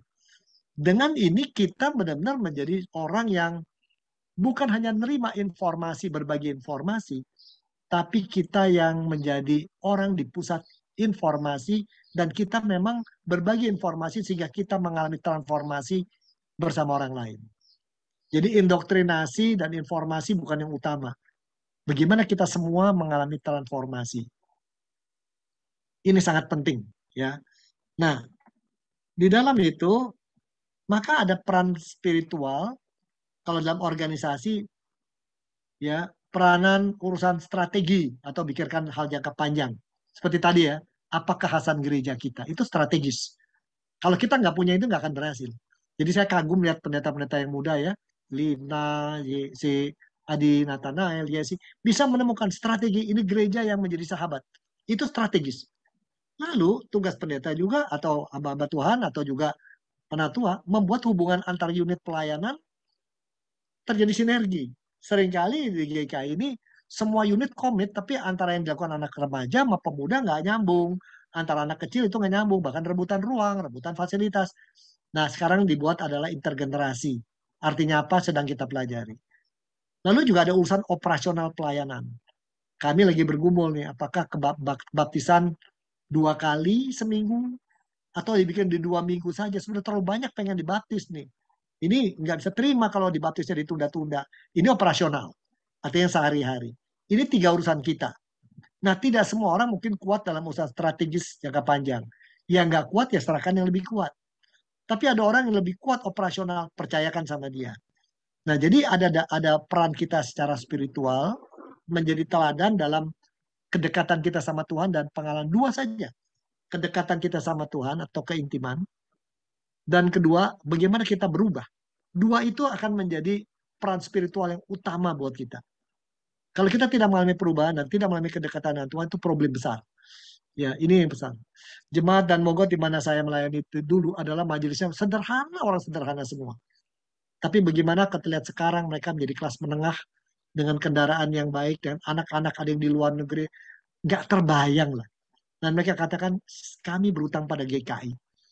Karena kami selalu dicari, selalu ditanyakan bagaimana kedekatanmu dengan Tuhan, bagaimana hubunganmu dengan Tuhan. Selalu kami ditanyakan apa yang berubah dengan dirimu.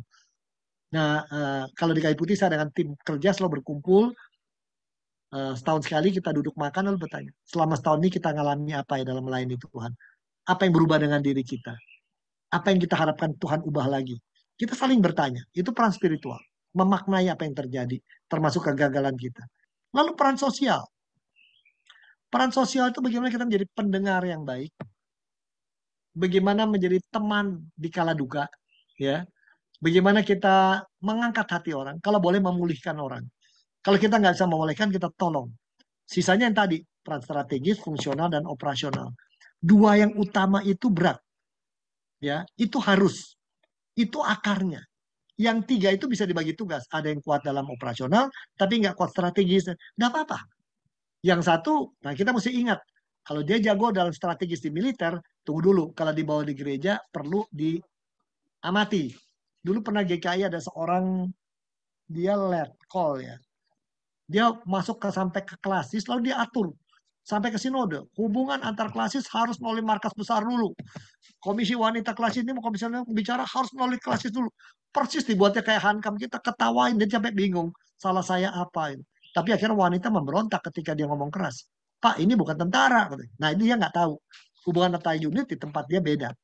Dan juga ada misalnya pegawai negeri atau di Diknas yang rapi sistemnya. Kita ingat birokrasi kita harus tepat guna gitu ya. Nah, ini kita lihat peran spiritual, peran sosial, lalu peran yang tadi itu, 3 hal itu dalam bidang keseharian pengelolaan gereja. Nah, pertanyaan berhasil adalah apa ukuran keberhasilan diri kita sendiri sebagai majelis? Dari mata 5 tahun Anda jadi majelis atau 4 tahun atau 3 tahun atau 2 tahun. Setelah selesai, bagaimana Anda tahu Anda berhasil atau tidak? Ukurannya apa? Ini kan penting. Lalu ajuan nomor 1, kita dipanggil untuk melayani gereja Tuhan. Dari mana kita tahu gereja itu berhasil apa enggak dengan kehadiran kita? Ukuran keberhasilan gereja apa? 2 ini perlu kita jawab ketika dipanggil Tuhan. Sekali lagi saya katakan dipanggil Tuhan untuk kita diberkati. Ya. Jadi bersyukurlah, bukan dibikin susah sama Tuhan, dikasih berkat. Tapi jadi panggil Tuhan nanti ada banyak yang tidak bisa Anda kerjakan ya. Nonton drakor sampai jam 2 malam tuh udah nggak bisa lagi ya. Ngerumpi kian kemari belum tentu bisa gitu ya.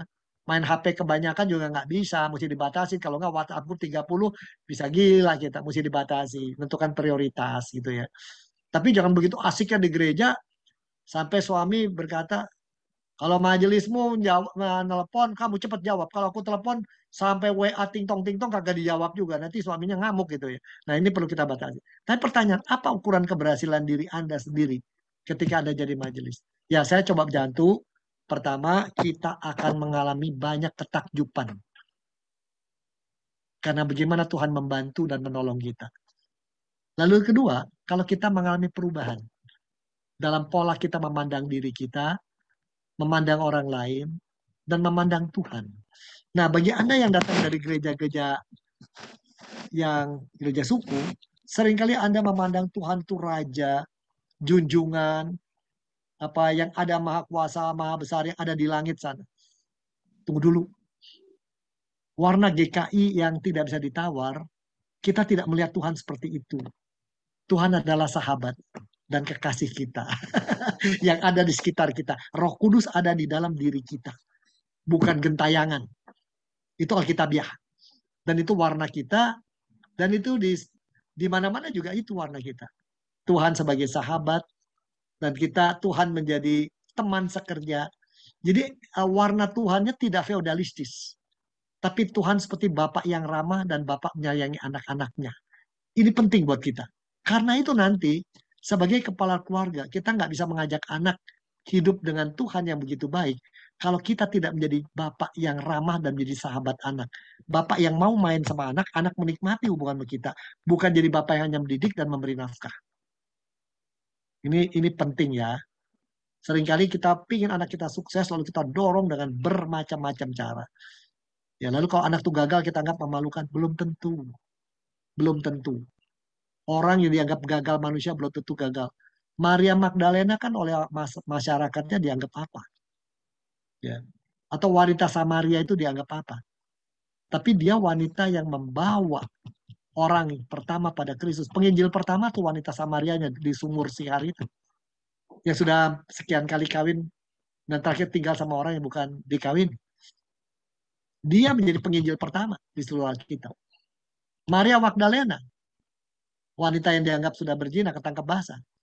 Tapi berakhir menjadi, kalau Anda pergi ke Kazakhstan, Azerbaijan, Armenia, Turki Utara, dan lain, dia dianggap salah satu orang suci. Karena benar dampak dia. Setelah Kristus mati, di sana luar biasa. Dan akhir mati syahid. Ya, nah ini hati-hati. Ukuran keberhasilan kita beda dengan ukuran dunia. Ya, jadi Anda boleh sederhana, tidak pintar, tidak punya uang banyak, sibuk atau apa. Tapi kalau Anda merasakan, aku berhasil, kalau aku lebih merasakan kuasa Tuhan, kasih-Nya, dan aku bisa menikmati hubungan dengan Tuhan. Dan aku seringkali mengalami perubahan karena dia. Anda sudah berhasil. Ya. Dulu ada seorang penatua, ini satu cerita panjang. Dalam pelayanan di tengah jalan krisis rumah tangga, hampir bubar. Lalu saya katakan sama dia, maukah Anda tinggalkan gereja 3 bulan dulu? Urus hubungan kalian berdua. Kalau perlu jangan ke gereja sini. Dia bilang, ini Bapak ini gila benar. Enggak, kamu capek. Kalau ke sini kamu mikirin gereja terus. Sekarang pikirin pasanganmu. Itu lebih penting. Nah itu dia lakukan. Beberapa lama. Dan kata tarik kembali dengan muka bersinar-sinar. Matanya bersinar-sinar, pegangan tangan berdua masuk. Gimana? Pak, itu sangat tepat ini. Kami menyadari kesalahan kami. Dan karena dia berubah, berhubungan berdua, setelah itu pelayanan dia berubah, gereja juga berubah. Gara-gara dia. Ya, sangat menarik. Dan situ kata, keberhasilan mulai dari jangan coba mengubah keadaan dulu. Tapi tanyakan sama Tuhan, melalui pelayanan ini, apa yang Tuhan ingin saya diubahkan? Barangkali itu. Ya, saya mengajak Anda masuk ke dalam breakout room sekarang. Ya, kalau kita jumlahnya ada 27 orang, satu breakout room, 4 orang atau 3 orang boleh. Sharinglah selama Anda bergereja di tempat Anda sekarang, perubahan apa yang terjadi pada diri Anda selama 2-3 tahun terakhir gitu ya. Apakah ada perubahan karakter? Apakah pola pandang? Apa yang karena gereja dan orang-orang dengan Ibu Pendeta, Bapak Pendeta, terjadi perubahan pada diri Anda. Tolong share pada teman-teman. Lalu kalau bisa satu lagi, apa yang Anda harapkan Anda bisa berubah lebih? Nah, silakan kita masuk ke dalam ini, jangan lama-lama, 15 menit aja ya, saling share tuh dia saya harapkan satu kelompok 15 menit, kita membagi ke dalam 7 kelompok.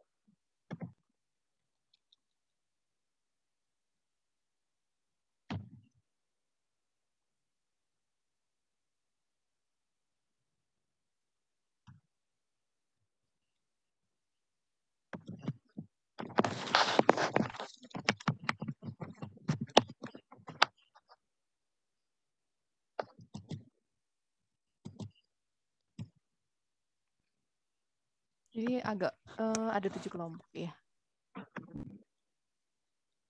Pak, Bapak di sini Pak, saya biar bisa ikut. Ya, saya coba join yang lain ya.